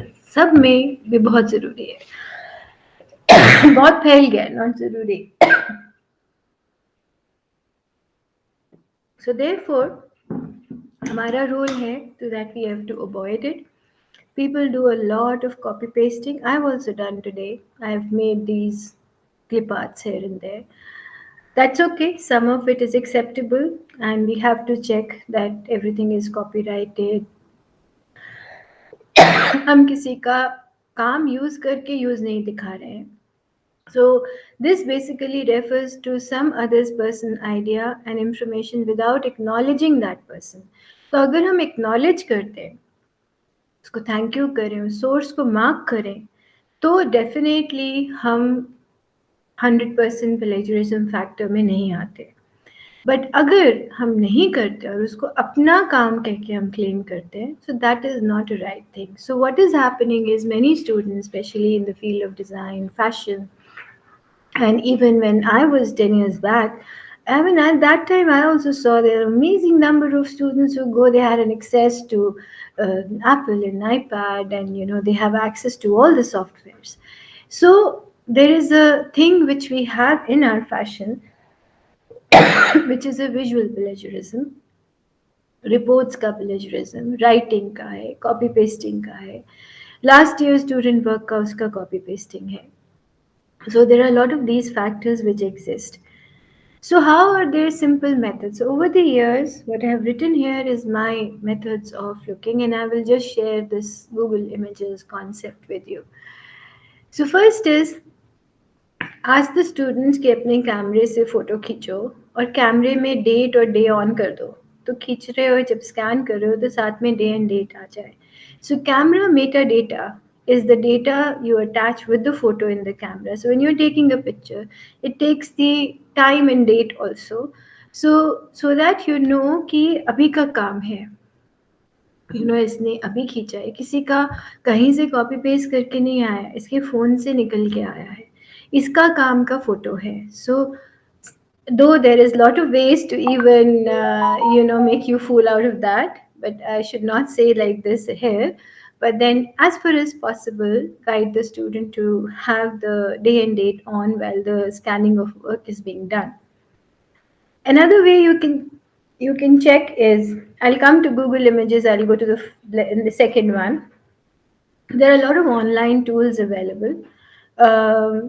Maybe at the school level we don't write those depth reports, but being an online at times, and you do have the practicals like adoption theories, like you have it on fashion, ये जो costumes and history of fashion पे है. तो इनके लिए जब आप उनको ऐसा रिपोर्ट वाला काम देते हैं, तो एट टाइम स्टूडेंट के पास बहुत डेटा है और वो जाके कॉपी पेस्ट करके कुछ भी बना के देगा. So to avoid that and to guide the student, you have this thing called Turnitin. Anyone can become a member, and it's not cost effective. Mostly जो आपका learning modular system school का होता है, उसमें ये अपना inbuilt होता है. Most people don't check those plugins, but you can see and you ask the student तुम उधर submit करो. वो अपने आप बता देगा कि कौन सी लाइन कहाँ से आई है, कौन से क्या कॉपी पेस्ट हुआ है और कितना कॉपी पेस्ट हुआ है. वो परसेंटेज दे देगा आपको कि कहाँ से क्या हुआ है, अगर हमें वो करना है. I'm not telling you to do everything, but if you really doubt, if you really want that understanding, then of course you can do that. Rest, हम teachers हैं, हमें सब मालूम है अपने students के बारे में. So this interaction with the student will tell you किसका काम अच्छा है, किसका काम बुरा है. Suddenly कोई काम अच्छा आ जाता है तो we understand कि वो कहाँ से आया है. And also the earlier years work we have seen, जो बहुत इस प्रोफेशन में बहुत सालों से हैं, उनको देखते ही समझ आ जाता है कि ये तो कहीं से कुछ बन के आया है. This is not the work which is done by student. And plus, when it's in the online, I'm trying to explain both from the actual submissions and the online submissions. So there's something called as Google Images. How many of you have ever worked with Google Images? Does anyone work? Maybe let them write an answer before I go further. Have you worked with? And we are awaiting responses. Yeah, sure.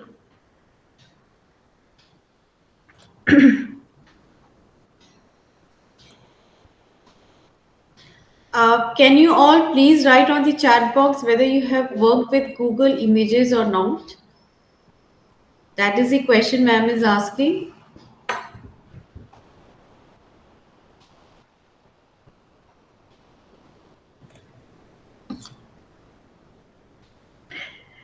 No problem. I think so. You may have worked, but maybe not realized. So when you go to the Google, I think so. You can see my screen. I'm sharing this one now. So when you go on Google and you say Google Images and you want to search an image on Google, so what you do is that if you're working on your computer, it says upload a picture. So I go to these Google Images. I want to check whether my student has actually worked or has just taken a copy paste from somewhere in terms of images. I go, it's already submitted work. I go on to the image. So let me go to the image. Say this one. Okay, say this one. So which I have used all in the presentation. I want to show that how it is there. It gives me the image size, it gives me from which site I have taken, it gives me all the possible images of that site. So I would really know that it is 100% plagiarized image if it really matters to me. Some images, as I said, I can take. But if you want to check कि ये student का genuine काम है कि नहीं है, so you can always check on Google Images and it gives you all the information of different websites or sites on which this image is available.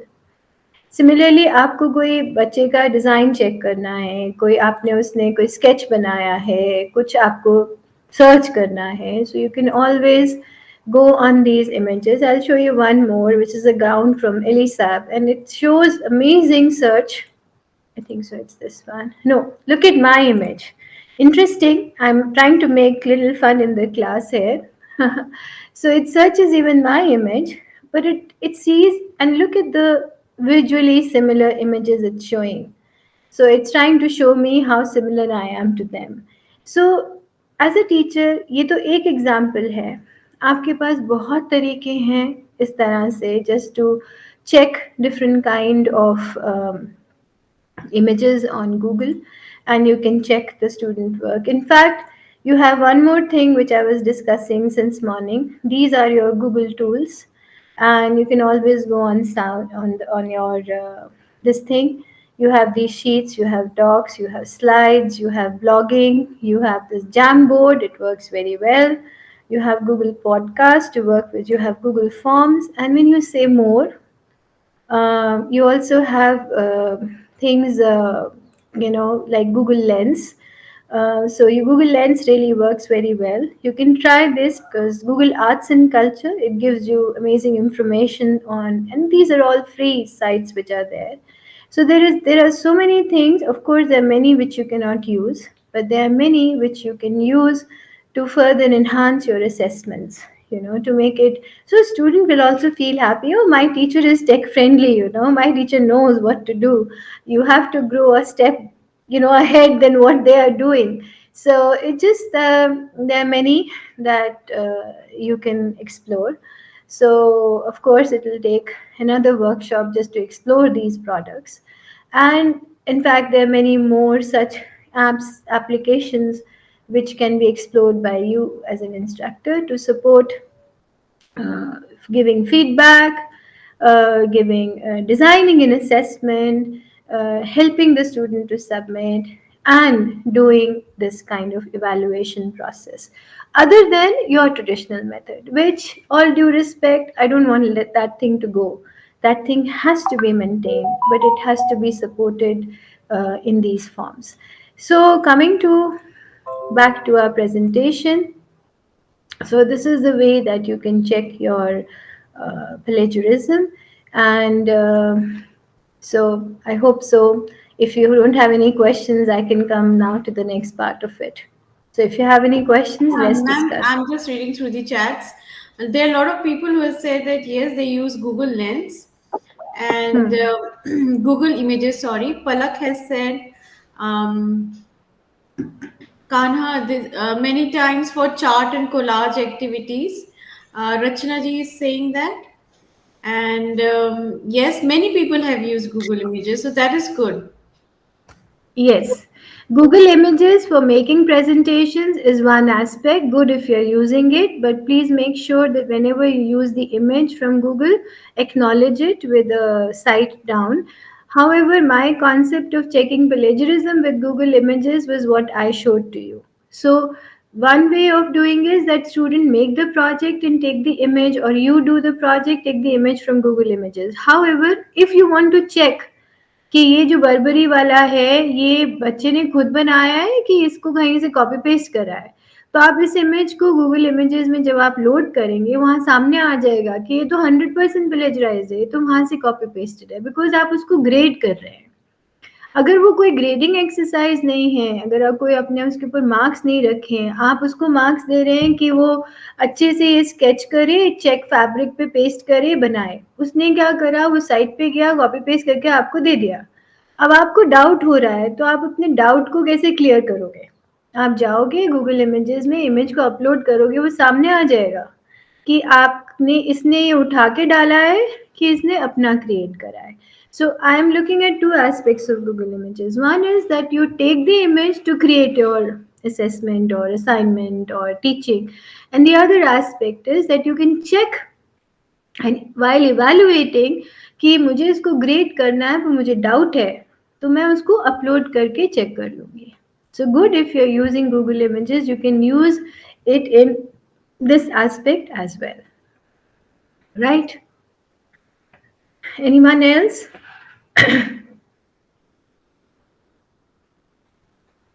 No, Is there ma'am. any other comment? No, no, but No. they are really saying yes to your plagiarism check through Google Images. So that is Okay. so Okay. something Great. new. Something new. Yeah. Okay. So let us come to this, you know, list of your practical work. And this list, I gathered it from your manuals on CBSE site with the discussion of few teachers.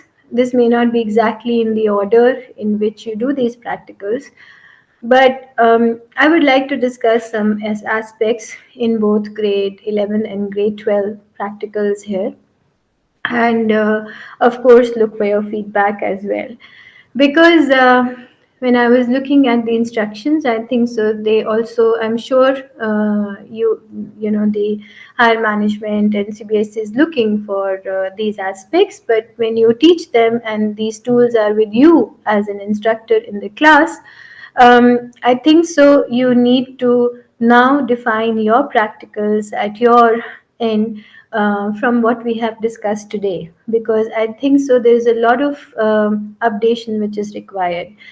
So looking at the first one, because I looked at some student work also, I've done a lot of homework before I came for your session, because I saw some of the work, and I see that the relation of fashion theories and fashion cycle to fashion trends, uh, I saw this, the way it is being handled. Some of you are still doing,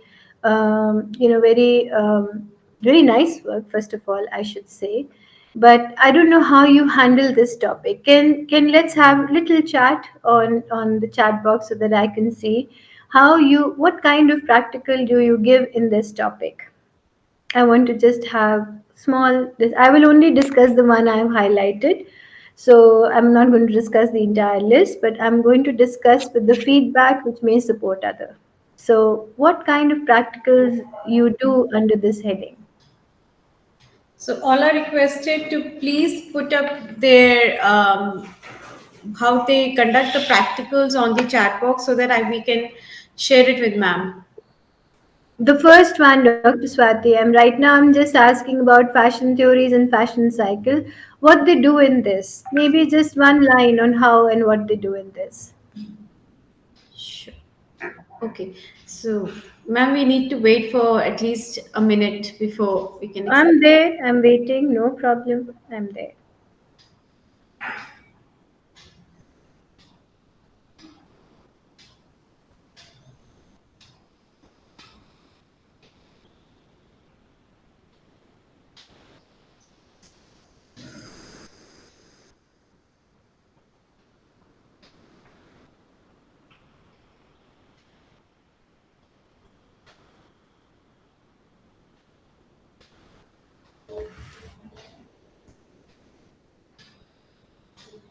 So please put up how you conduct practicals for fashion cycle and fashion trends. That is your very first given.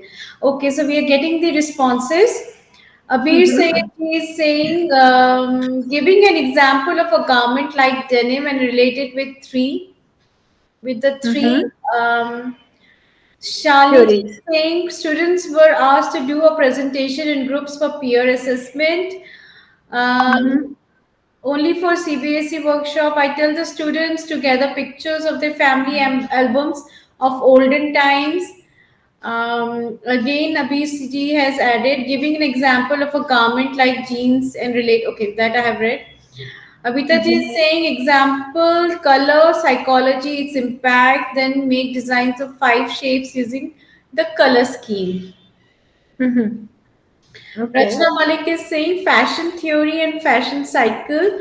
Students are asked to collect pictures of styles that fall under category of classics and fads. Mm-hmm. Okay. Mm-hmm. Uh, Interesting. Preeti Yeah. Mishra Yeah. is saying give an example of an old jewelry. Hema Mm-hmm. Bajaj is saying pasting printouts of classic fads of current fashion trends along with three theories print from out from net. Neeta Mm-hmm. Kapoor ji is saying Fashion trends ask the students to find the look of a new season globally and try to Mm-hmm. interpret it for Indian fashion. Azaj Mm-hmm. is saying through pictures, students will show the flow of fashion from past to present in different Mm-hmm. forms like color, fabric, print, style. Veena ji is Mm-hmm. saying nature as design, worldly art on clothes, embroidery, work on petal, leaves, flowers, using contrasting colors in printing. Arunima ji is saying I signed decades and the Bollywood movies and then discuss the trends that became popular. Anshika ji is saying, I divide class into three and ask them to group to work on any one Mm-hmm. fashion theory and present it past, present, and relevance. Mona ji is Mm-hmm. saying for fashion cycle, study a present style and analyze the fashion cycle of that particular style. Mm-hmm. Amita ji is saying fads, classic, pret-a-porter, and mass production in Indian fashion. So that is right till now. Great. Lovely. In fact, yes, that's very interesting way that you look at this particular topic on fashion theories and cycle. And very good that you look at all these aspects and let them analyze the trends and all that. I'm really happy that you do this with the denim and color psychology and looking at the trends and asking them for the things. Perfect. But I just have one request that when you make the assignment brief for this one, put the exact word of assignment, kind of assignment. Here comes, I don't know who asked this concept of case study. You can add one assignment called case study. You can add report, you can add PowerPoint. And since you're doing an analysis, you need to understand the way. So, what I'm trying to say here is you're doing everything, you need to term it like an assignment.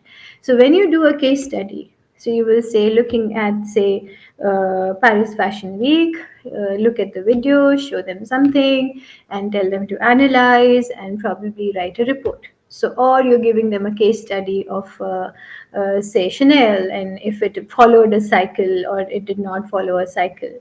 So, you have to relate it to an assignment, which I'm sure you're doing it, and again relate this concept with the proper words. So you can, I feel, in this particular relation of fashion theories and cycle, you can do a lot of case studies, and not a lot, I mean, you can use case studies.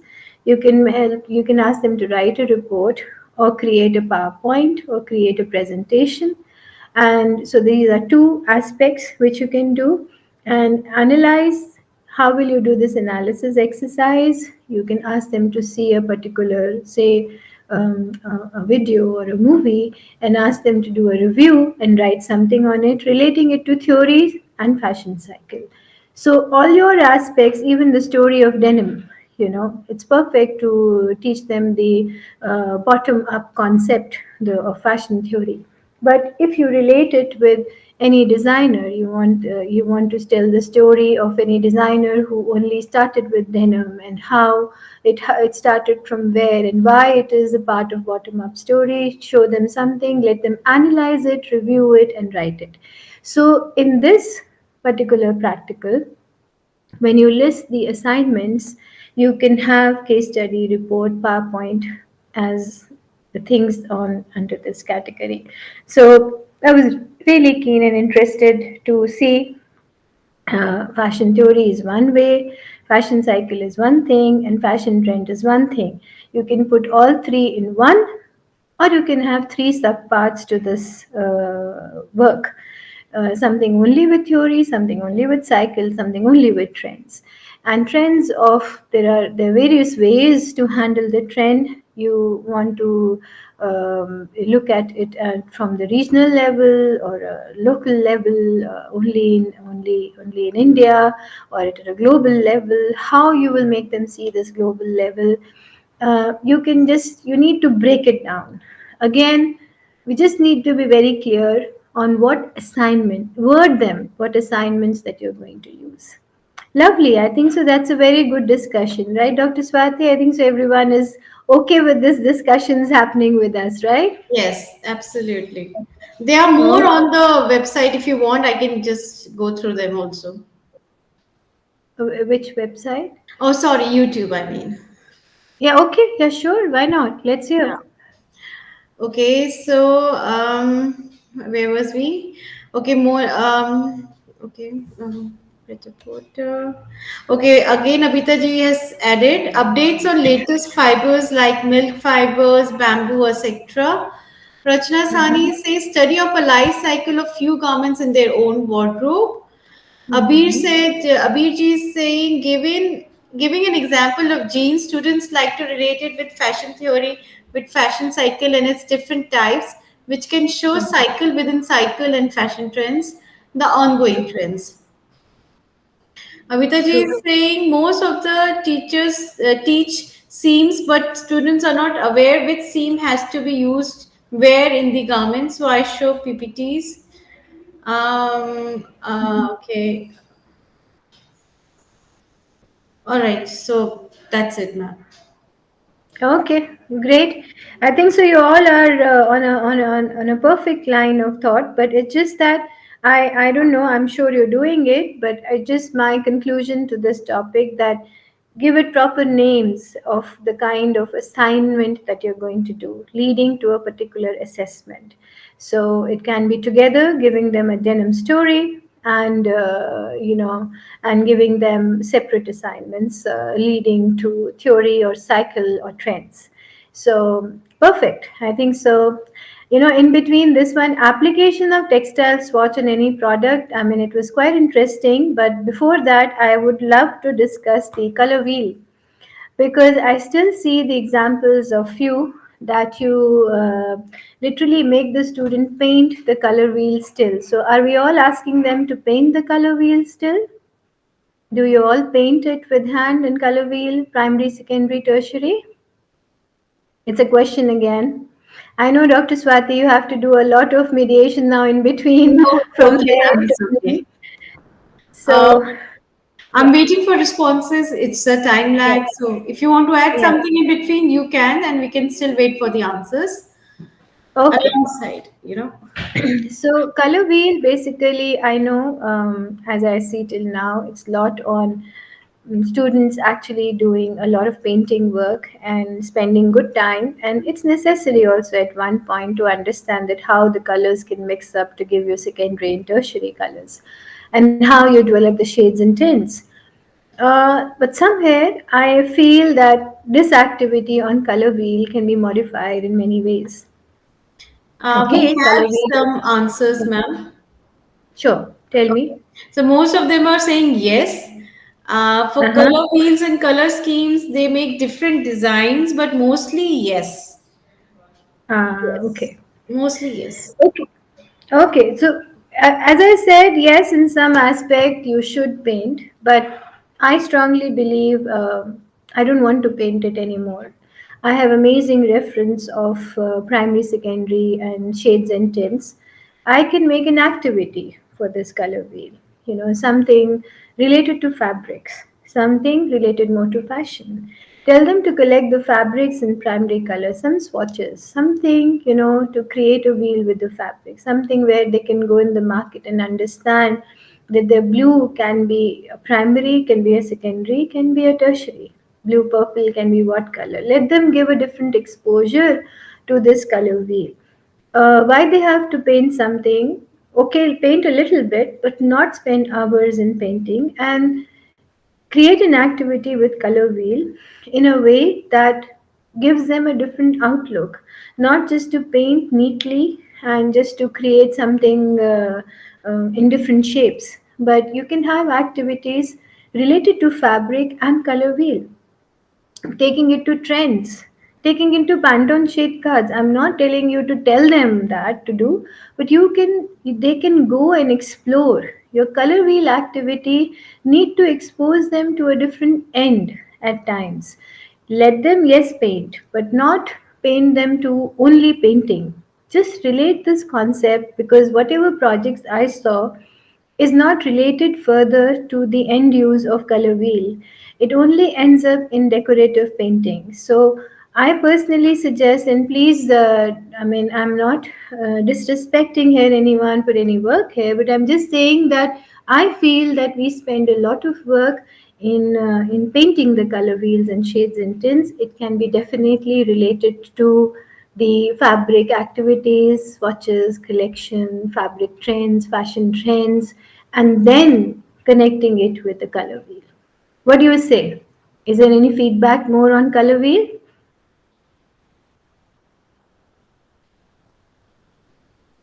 Let me just, it's more of yes, and some have added like Sahiba.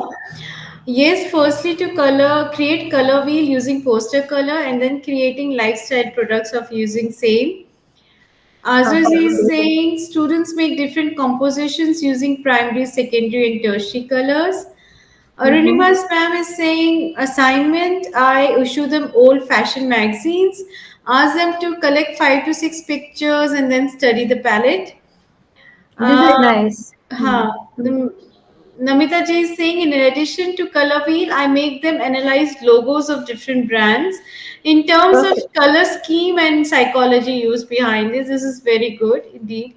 Very good. Yes. Atinda Ji is saying illustration based on animal prints, Mm-hmm. and Okay. that's it. That's No, it. no, perfect. And I think so, relating it with logos and going to the magazines, collecting those images, pictures, and sources from online, exposing them. Painting a color wheel is not the end of color wheel. Color wheel is in why we teach them color wheel has a different purpose, and relating it to color psychology and color schemes have a different purpose. So that purpose should be well defined and helping the student understand this concept rather than checking the painting skills of the person. So this is what I just wanted to emphasize here. So thank you everyone. I think so they are doing a great job. This is what I really want that we have a different perspective to it. And related to that, not related, the color psychology, color scheme, all this color wheel, primary, secondary, value chart, color psychology, they can all be building together into a project. It can be gradual development into something. It can end up into, say, a small a composition of things leading helping a student understand a color wheel, color value, and also the color psychology. So it can all be clubbed together into a project which is there. And similarly, I see this nature as inspiration for design, application, and principles of design. I love this topic, elements and principles of design. I think so. This topic can be really handled in n number of ways, And why I highlighted this because I think so. This is a very very very important topic for the students, and I would once again look for a feedback from you before I further discuss this so that I can give my feedback. So, Dr. Swati, you come back into the role of giving me their answers. So, if everyone can Absolutely. tell me, how do you handle the elements and principles of design?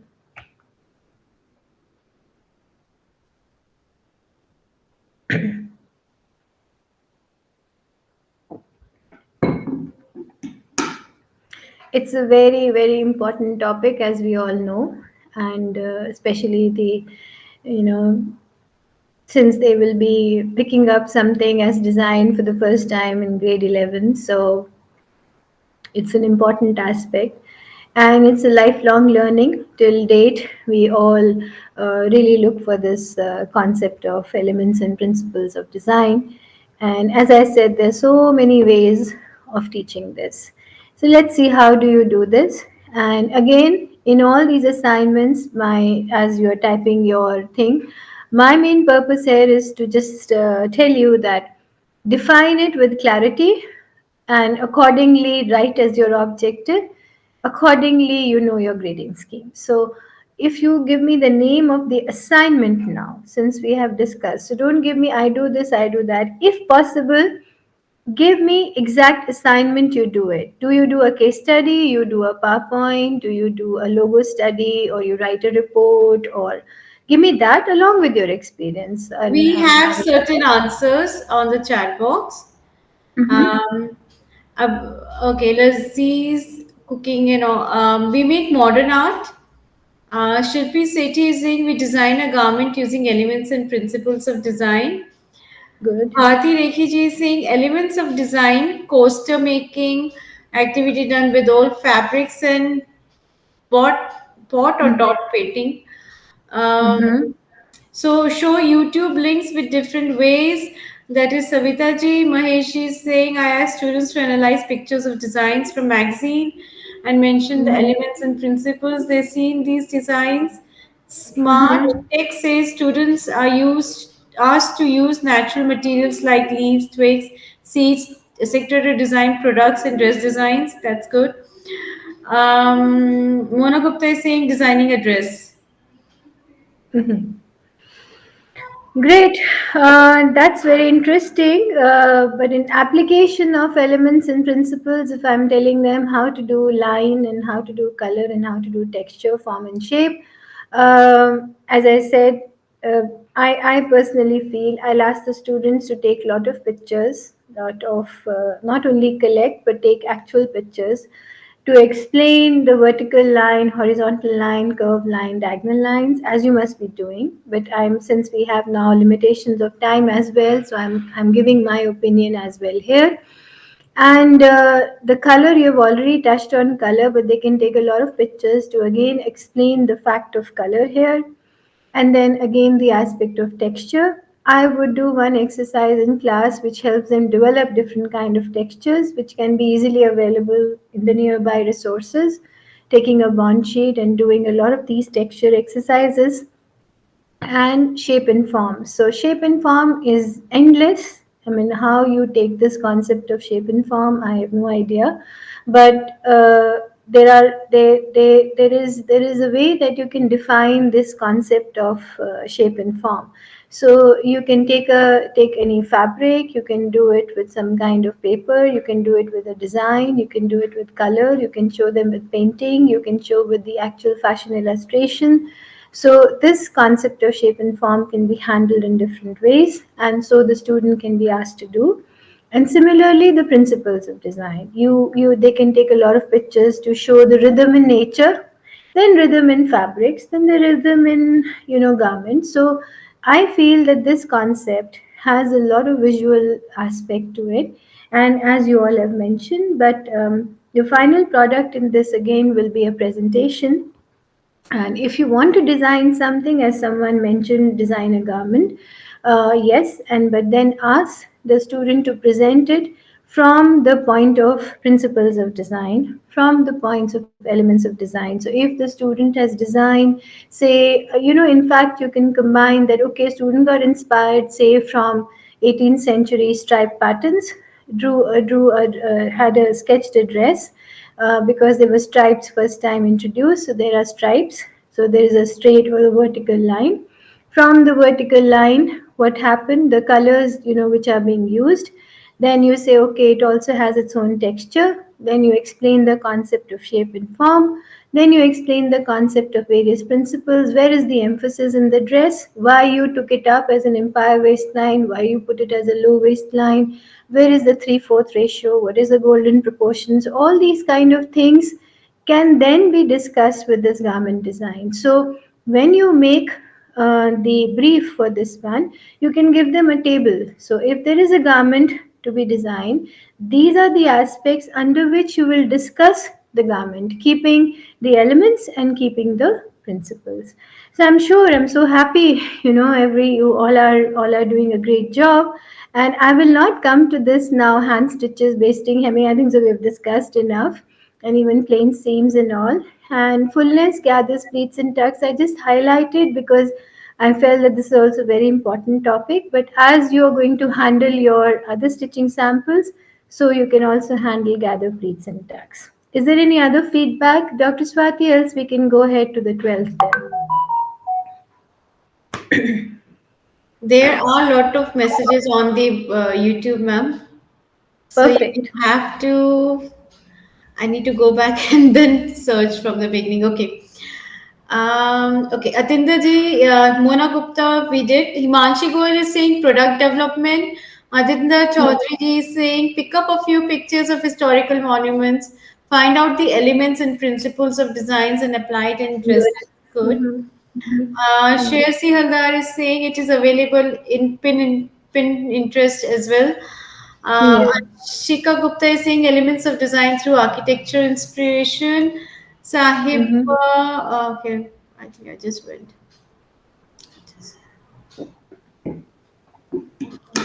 Just a second. Okay. Saiba Grover is saying by asking students to collect images from different sources around like magazines and then using those sources to develop design based principles. Mm-hmm. Take something from nature and make mood board and then create textile prints and then create home furnishing. Digitally, Mm-hmm. lastly, making a small project. That is by Neeta Kapoor. Mm-hmm. Um, Mm-hmm. Okay. Kirti Mishra is saying product design. Abhita ji is saying silhouette created using principle of design, texture, design to Mm-hmm. base and base to design. Sally ji is Mm-hmm. saying I showed them Rahul Mishra's show, The Butterfly, people and Mm-hmm. asked them to prepare report related to principle of designs and elements. Mm-hmm. Okay, Kahana Bliss, Rachana Sahani is saying doing case study like finding out elements of design and principle Mm-hmm. in architecture, products like pottery, different crafts, and Mm-hmm. um, okay, we have so many. Okay. You have to wait, ma'am. You have so many of replies now. I am so happy because I think so. They're really, enthusiastically answering. I love it. I'm there to listen. I'm Aarti happy. Srivastav is saying assignment given to students with dots, lines, textures, shapes. Mm-hmm. Veena Dutt is saying contrast, balance, pattern, right, rhythms. Mm-hmm. Arjita Dhimanji is saying wardrobe analysis for self and study elements as well as Mm-hmm. principles of design. She has Mm-hmm. added a case study assignment where students use lots of picture for explaining application of one principle at a time.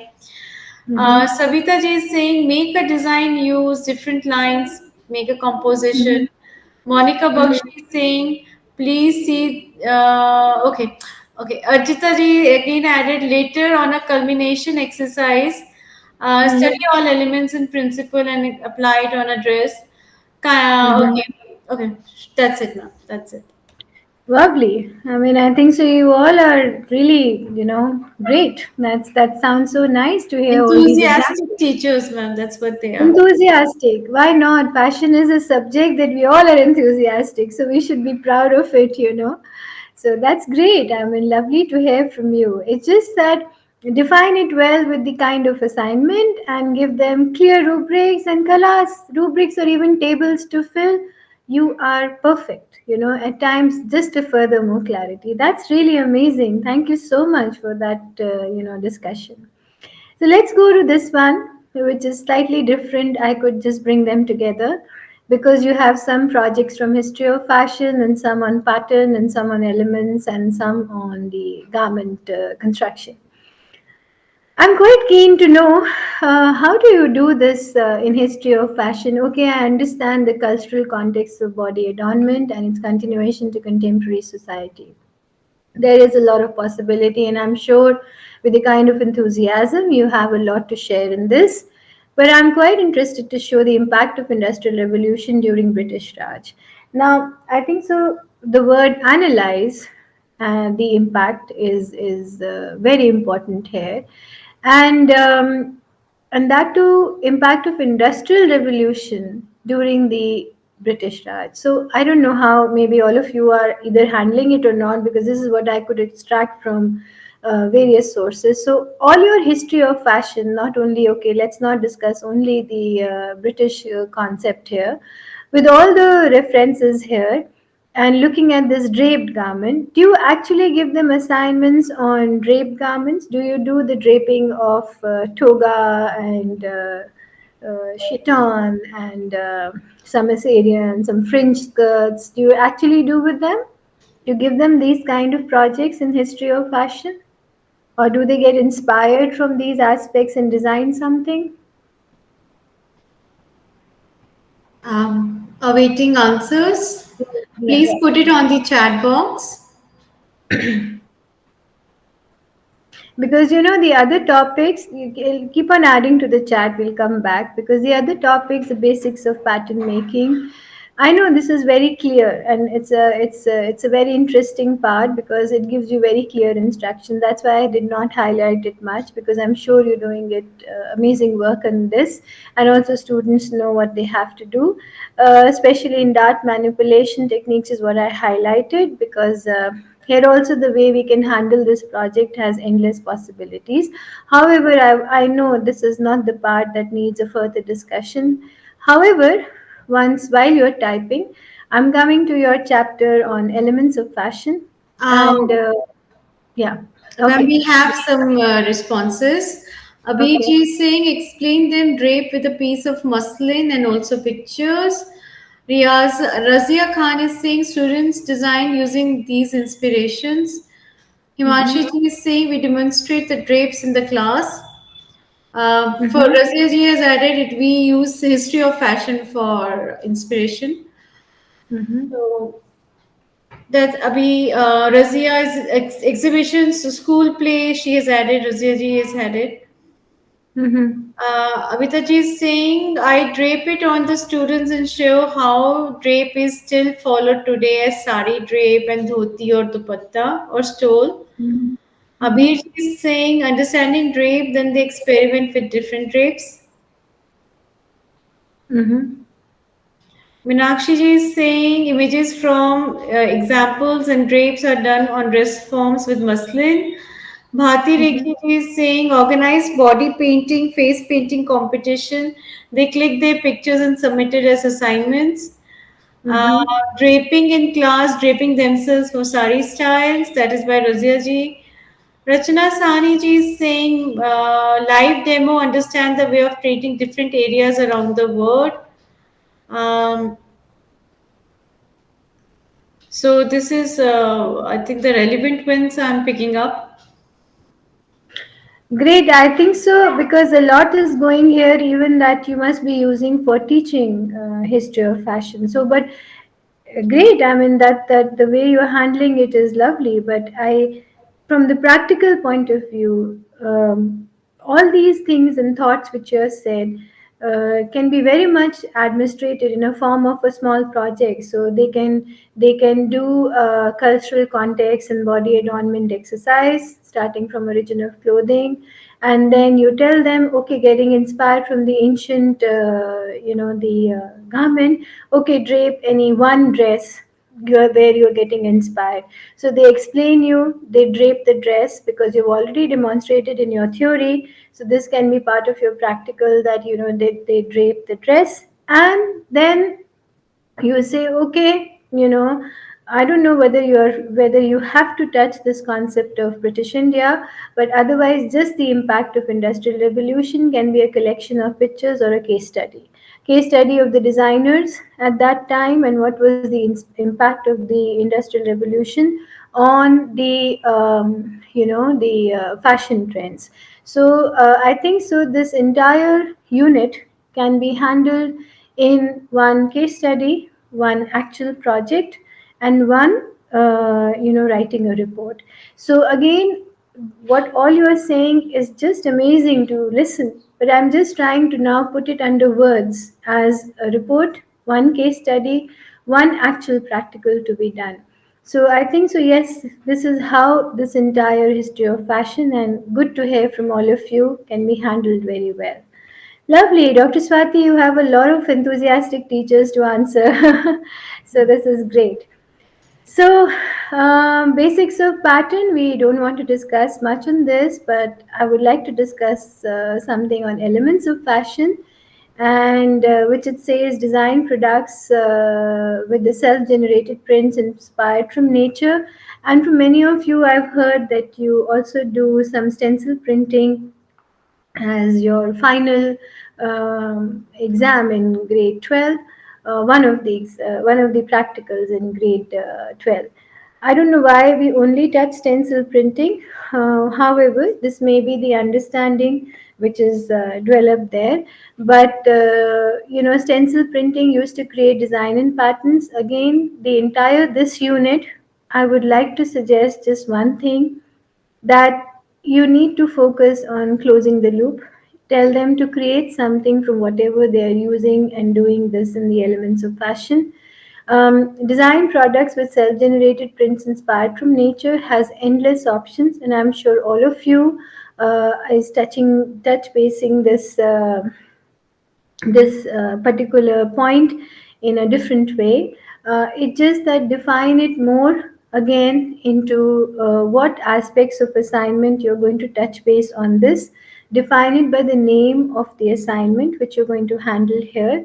And even if it is stencil printing, if they can create something from a stencil printing, even just a file, I mean, just a small one fourth, some placement, because in stencil printing, the placement and repeat in the stencil makes a lot of difference. So I'm not sure how you handle this, but I still suggest that rather than just putting one sample on a piece of fabric, the concept of repeating the stencil, the concept of doing it in, say, a small skirt or a one-fourth bodice or something should be there so that they understand this concept. And I'm not very sure right now, and if you are, you can tell me that maybe you are touching other kinds of printing. So I instead of just making a sample, looking at the work I saw, and please correct me and if I'm wrong, I did not see all the work, but if you're already doing it on some final product, then that will give a finished edge to a student. So elements of fashion, I'm not opening for an open discussion because I know you all will have endless answers to this part of the discussion, because like so much can be done in this part of elements of fashion. And I know as fashion instructors you may be having those things in place, but just now, after this workshop, if you're not doing, you can just place them in the form of assignment briefs and rubrics and define it more like assignments. So I think so, Dr. Swati, I'm not opening it for an open discussion on this because I know the enthusiastic teachers will have a lot to share in this part. I Absolutely. hope it's okay. Yes. And the last one, the most interesting part, where our students don't like doing it, is your stitching and that like placket. I remember continuous placket used to be like the lesson to be taken, and similarly the shirt placket, especially with the facing. So I'm sure these practicals need just very clear instructions like maths. Go from here, go from there, and do this. However, detailed drawings, however, the end use, however, if we do these samples on an actual bodice, maybe a small size, half a size, one fourth is too small. So if or even one fourth is fine. So if we do it on an actual bodice or an actual sleeve, I think so. And even if many of you may be doing it also, but again, the samples and the feedback I had, you do it on a defined size or a sample. So I think so, with all the clear instructions you give them and all the diagrams you give them, if they actually do it on the actual body form, the bodice form, and stitch it a little bit from shoulders or side seam just to see how it looks like, they will learn it much better. They will understand it much better. And even you can give this continuous placket not only in the neck, you can make a small skirt bodice and give a continuous placket somewhere else, just to kind of add variation. Everything doesn't have to be here. It can be here, it can be in skirt, it can be here, it can be anywhere. So it's just that bring that kind of variation in this part. Otherwise, with my experience, students find it very monotonous to just make one piece of sample. So this is just my feedback on basics of garment making, and I'm sure many of you already are doing it on actual bodices and skirt bodice, but it's just my suggestion on this end. So looking at all the aspects of what we have discussed today, I have just these ideas that no, before I go to these ideas, let me see, do we have any feedback? And then I'll come that to my finishing slides. So if we have any feedback to be discussed, Dr. Swati, if people are saying Sure. something in the chat. No, they were actually talking about the printing, the stencil printing, Okay. using of Mhm. natural dyes and creating motifs from nature.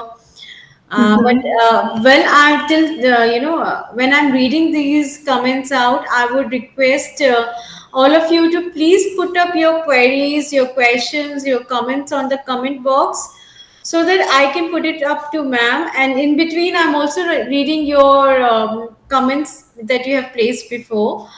So they are talking about students designing their own products from nature, creativity Mm-hmm. from nature. Kaftan, some people are saying kaftan is also taught to students as a draping method. Great. Um, Using of muslin cloth on dummies, scrapbook of pictures. So industrial revolution in prints during British Raj, Mm-hmm. draping of different civilizations, presentation by PPT, and then draping them themselves. So these are few of Mm-hmm. the points that have come. So we are Mm-hmm. also getting some comments now. Razia ji is saying the seeing has become more easy during pandemic now, with technology Mm-hmm. giving access to students even online. Students can sketch the sample by hand or machine and whatever is available to them. Learning did Mm-hmm. not stop during pandemic, whether theory or practical. Great. Mm. Uh, Learning will never stop. We just need to adapt. exactly. Learning can never stop. It's ongoing. If learning finishes, we finish. It's like something like that. So that's Exactly. great. That's a very good comment. Hmm. And the fact that no longer machine stitching is considered as the only form of submitting a sample is also good, because students can now hand paste it, they can use it by hemming or some other technique. So that is also a very good way of actually teaching them the basics of stitching. But Kulbir Yeah, Kaur, yeah. yeah. Yeah, but I just once more, sorry to interrupt you, Dr. Swati here, but I just have one comment here for everyone. When you tell them to finish a sample with hand, make a small video of you doing it with hand if possible, because at times otherwise they will do it all in their way. How much you want them to do the basting, you want them a backstitch, you want them to do with basting, you want them to how to finish it, knot it, start with the backstitch.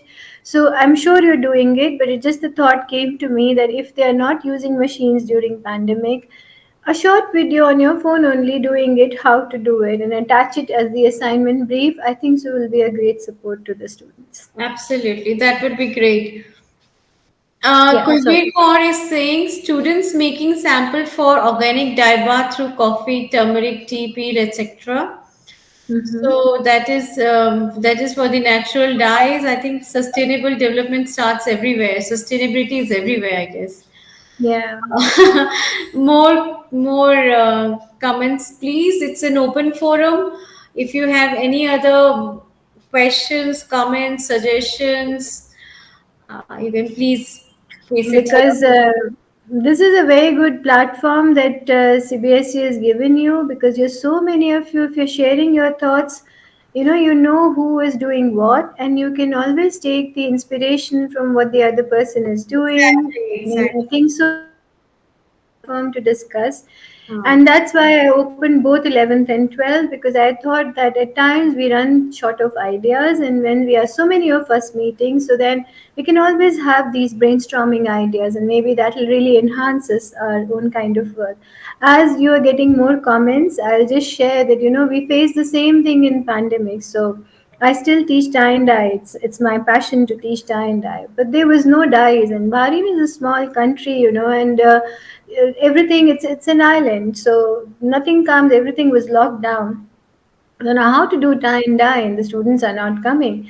So I requested all the students to be in their kitchen. I went in my kitchen. I put my laptop on LMS on a high, on the stack of books, and I started doing in my kitchen with my utensils so that they do. Now, what do we do with the dyes? So I asked them to take those pink onions and soak them in water, or do this henna, because henna is used a lot in the Middle Eastern countries. So soak them in water, extract the color, extract the dyes, and we made like different beakers to do this. Okay, we only did the samples. We don't had moderns to fix the dyes, but however, we still achieved it. So someone just commented right now that learning has to go on, and learning did go on and it will go on forever. So you will have these endless ideas to share, and these students, they came up with the best collection no other earlier batch has come up with. So at times we feel that, it's a time challenge, but at times these time challenges bring us even a better work. So Hmm. I always feel that when there are lesser opportunities, a man is such a mind is so good thing that we always find a solution. So as a teacher, our role is always to find a solution, and I think so we do a great job when we find solutions. So Absolutely. just I was adding to the comments, which you were saying. Okay, So so there are more comments from Razia Ji. She's saying, yes, we did it by hand and placed it on MS Teams that is used in okay. their school. Then we have beetroot does not give any texture though. So that is a Mhm. comment on comment. Students can Mhm. make color wheels, primary, secondary, and tertiary colors. Hand sewing for creating samples of necklines and plackets. Great. Um, Okay, ma'am, please tell the subject now in ninth class. No, no, ma'am. Fashion studies as of now is only in class 11th and 12th. So for in Mhm. ninth and 10th, we have apparels, but that has a separate study material. So I would not say Mhm. FS is not in ninth and 10th. The Mhm. students giving a new look to old T-shirt by dyeing it with food products and using block printing with the vegetable dyes. So block printing with Perfect. vegetables. Sorry. Yeah, yeah, okay. It's also That's very nice. Yeah. Mm. yeah. Any more Mm. comments, please? Because we are also running out of time, and I'm sure Shweta ma'am has taken such a long lecture. Okay, Onion no peels, problem. I'm enjoying it. onion peels also give a very nice shade. Yeah. So that is also one of the comments. Mhm. I think so. They are full of comments, and I am full of my ideas here. And I always feel that all the teachers need to keep them updated, and we just need to have all our tools in our shed of teaching. Our tools should be always ready, our tools should be updated. Rest, everything will fall in place. It will be challenging, it will be interesting. We will work on variations, the why of everything we should know.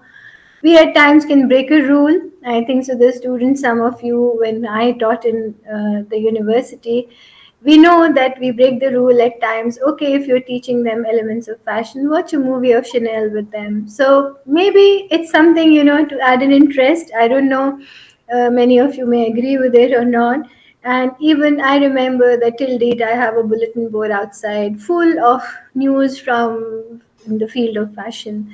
So your role can be, okay, you make in charge a student, you cut every day. This week, this student will bring the information, this will bring in the. So every day, you are full of information on that bulletin board, and you can always create bulletin boards on your learning modular system even if you're not physically present. I ask my students to keep on posting these pictures, what is happening even in the climatic change. When we were talking about sustainable fashion, we just said, okay, paste so many pictures, articles. Some of them will read, some of them may not read, but at least they will know what is happening. So this is the idea you can create, and you can encourage students to, or you yourself can join courses on various platforms to update yourself. And CBSE is doing a wonderful job in any case for you to train you. And I always believe in some of these, um, the write-ups, that we need to be courageous to be creative, and I'll not go through all of them. And you cannot be creative, the more you use, the more you will be. So fashion is basically a very skill based activity. The more you do it, the more skills that you develop it, the more you expose them, the more they will learn as to what is happening outside. So I think so this is a role of the instructor as of now. And nothing matters that matters cannot be measured, and everything that is measured matters. So this is very interesting to me, and I always believe in this education system. Everyone cannot climb the tree, so this is our role. And of course, we can only provide the condition to our learners, and nothing more than that. Rest is up to them, is their thinking, their creativity, their level of understanding, their adaptation, their circumstances, their environment. But let's keep our role as teachers to be perfect, especially for practical. I truly believe is even more important than theory. And I would like to end the session with some question and answers. And thank you so much. Thank you so much, ma'am. You have taken a very long lecture, but it was very relevant. I'm looking into the YouTube chat box. If there are any questions, Yeah, yeah, sure. I'm there. um, please put up any questions that you are planning to ask, ma'am, as of now. And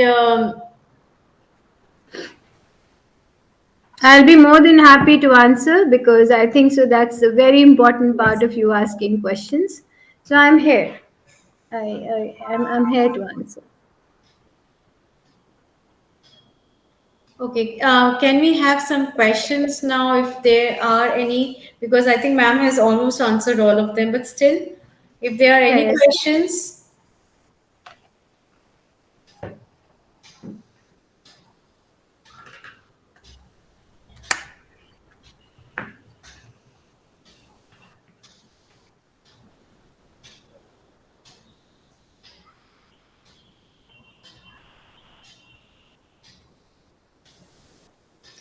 So right now we are waiting for questions from your side. If you want to ask something, basically most of you people are thanking you for the informative session, ma'am.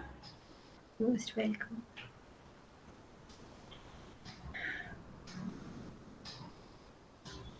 And while there, we are waiting for questions, if any. And thank you to everyone for attending today's session. And I hope I didn't bore you much on this. But I just want to add one thing. As I just said, teaching is 24 into 7 profession. I really don't like people who say, "Oh, you are a teacher. You must be back at 2 o'clock at home. You have nothing else to do." But I think so. We are the most hard-working community in the world, and our timings never end.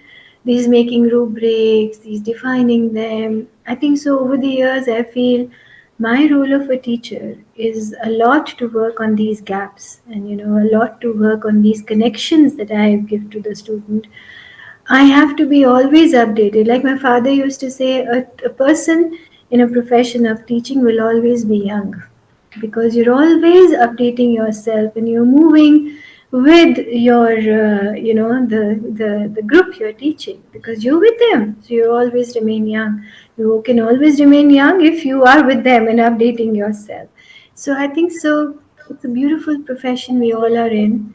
And I love to be a teacher, and so you do. And I think so. Fashion studies is a very bright future, which I said in my first session, in the introductory session.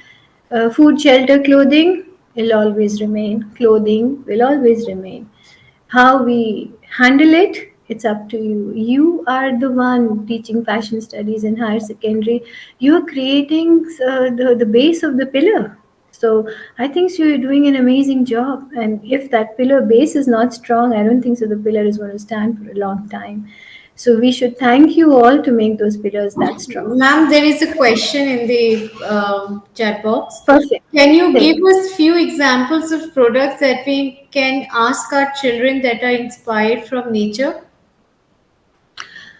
Okay, few products inspired from nature. Tell me, what do you do in this normally? Otherwise, I can say that products inspired from nature, especially in the field of elements of fashion.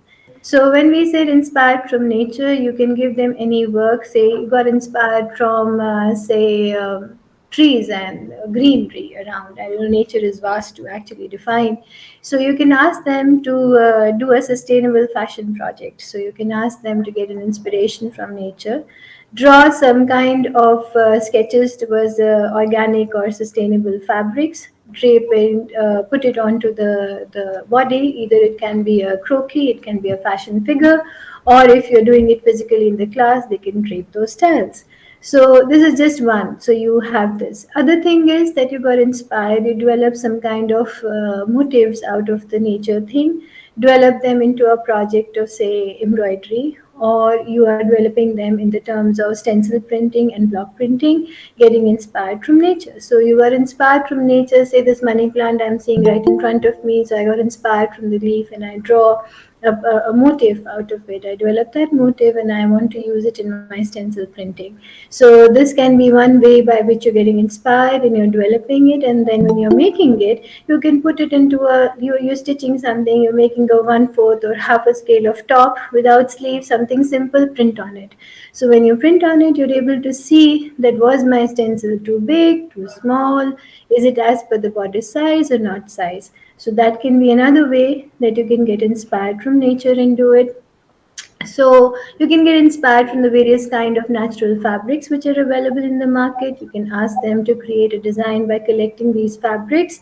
And suppose you said, okay, get inspired from linen. You see the various options of linen, and then how they can modify and how they can stitch linen and how they can. So you can get inspired from the fabrics. You can get inspired from the real motive. You can get inspired it and put it on a garment. You can make it into another product, develop a stencil. So there are endless ways by which you can get inspired from nature and develop products. And this is what comes to my mind as of now. All If right. others would like to share something on this, they can contribute. I'm not getting any more questions on the chat box. Okay. So I think we can sign off today's session. Okay, so if all are okay with this, so I would like to extend my big thank you to Shweta Kindra Kalra ma'am. She has found out so much of her time today and given us so much information about rubric making, assessments, making learning outcomes, and how to give a good feedback. I think feedback is the most important thing in any student's life. As students, we also felt so good when we used to get a good written on our samples or our files. So it is a positive motivator. So be little bit more generous when you're giving, giving some sort of feedback to your students, because they really look up to that. And with this, I think, ma'am, if you want to say something, you can, or else we can just sign off then. No, thank you so much, Dr. Swati. First of all, thank you for giving me this opportunity and coming and talking to all these brilliant minds. And thank you to you and to your team. And thank you to all of you who today are attending this session. You only make it successful because you contributed well and you interacted well.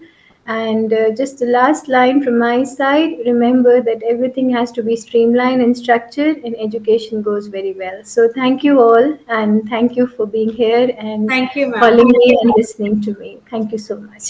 Thank you, ma'am. Before the participants leave, we'll be sending the assessment links for today to the people who have filled the attendance link. So please make sure you have filled your attendance today. Secondly, we will be collating your data for all the 3 days. So it will technically take time. So please wait for at least 15 to 20 days or maybe more, because we will try to fill it up, get the things done quickly, but we have to ensure that nothing wrong goes, and we have to ensure that everything goes right. So for that it takes little time. There are a lot many checks to be put in place before your assessments are checked and a result is compiled. So please maintain that kind of patience and persevere with us. We will definitely going to be sending your certifications on your registered email IDs. So lot many of you, I've been seeing for last 3 days we are sending mails, but it is bouncing back. So probably you have not filled your email IDs properly on the registration G-Link form. So in that case, right now we are not in capacity to, check your attendance for 3 days and understand how long you have been present, and you're giving you feedback or assessment forms. So please make sure that in the next training session, take it as a learning point. Please don't get disheartened. you fill up your right information. That is most important, because we are not able to otherwise trace you or give you anything which is now not possible, because it's not possible as to go back for 3 days and check the all the recordings and see how people are being present here. So and also I would like to say that we are sending you a feedback form. The feedback form consists of what all you have understood from the 3 days, and also what all you want in your next training session. So that is very important. It will give us a good gap analysis, and we will be able to provide training as per your requirements. So this time we had arranged trainings seeing what is there in your textbook and which points are not highlighted enough. So since the first day, those matters have been picked up, which we thought have not been taught or written well in the books.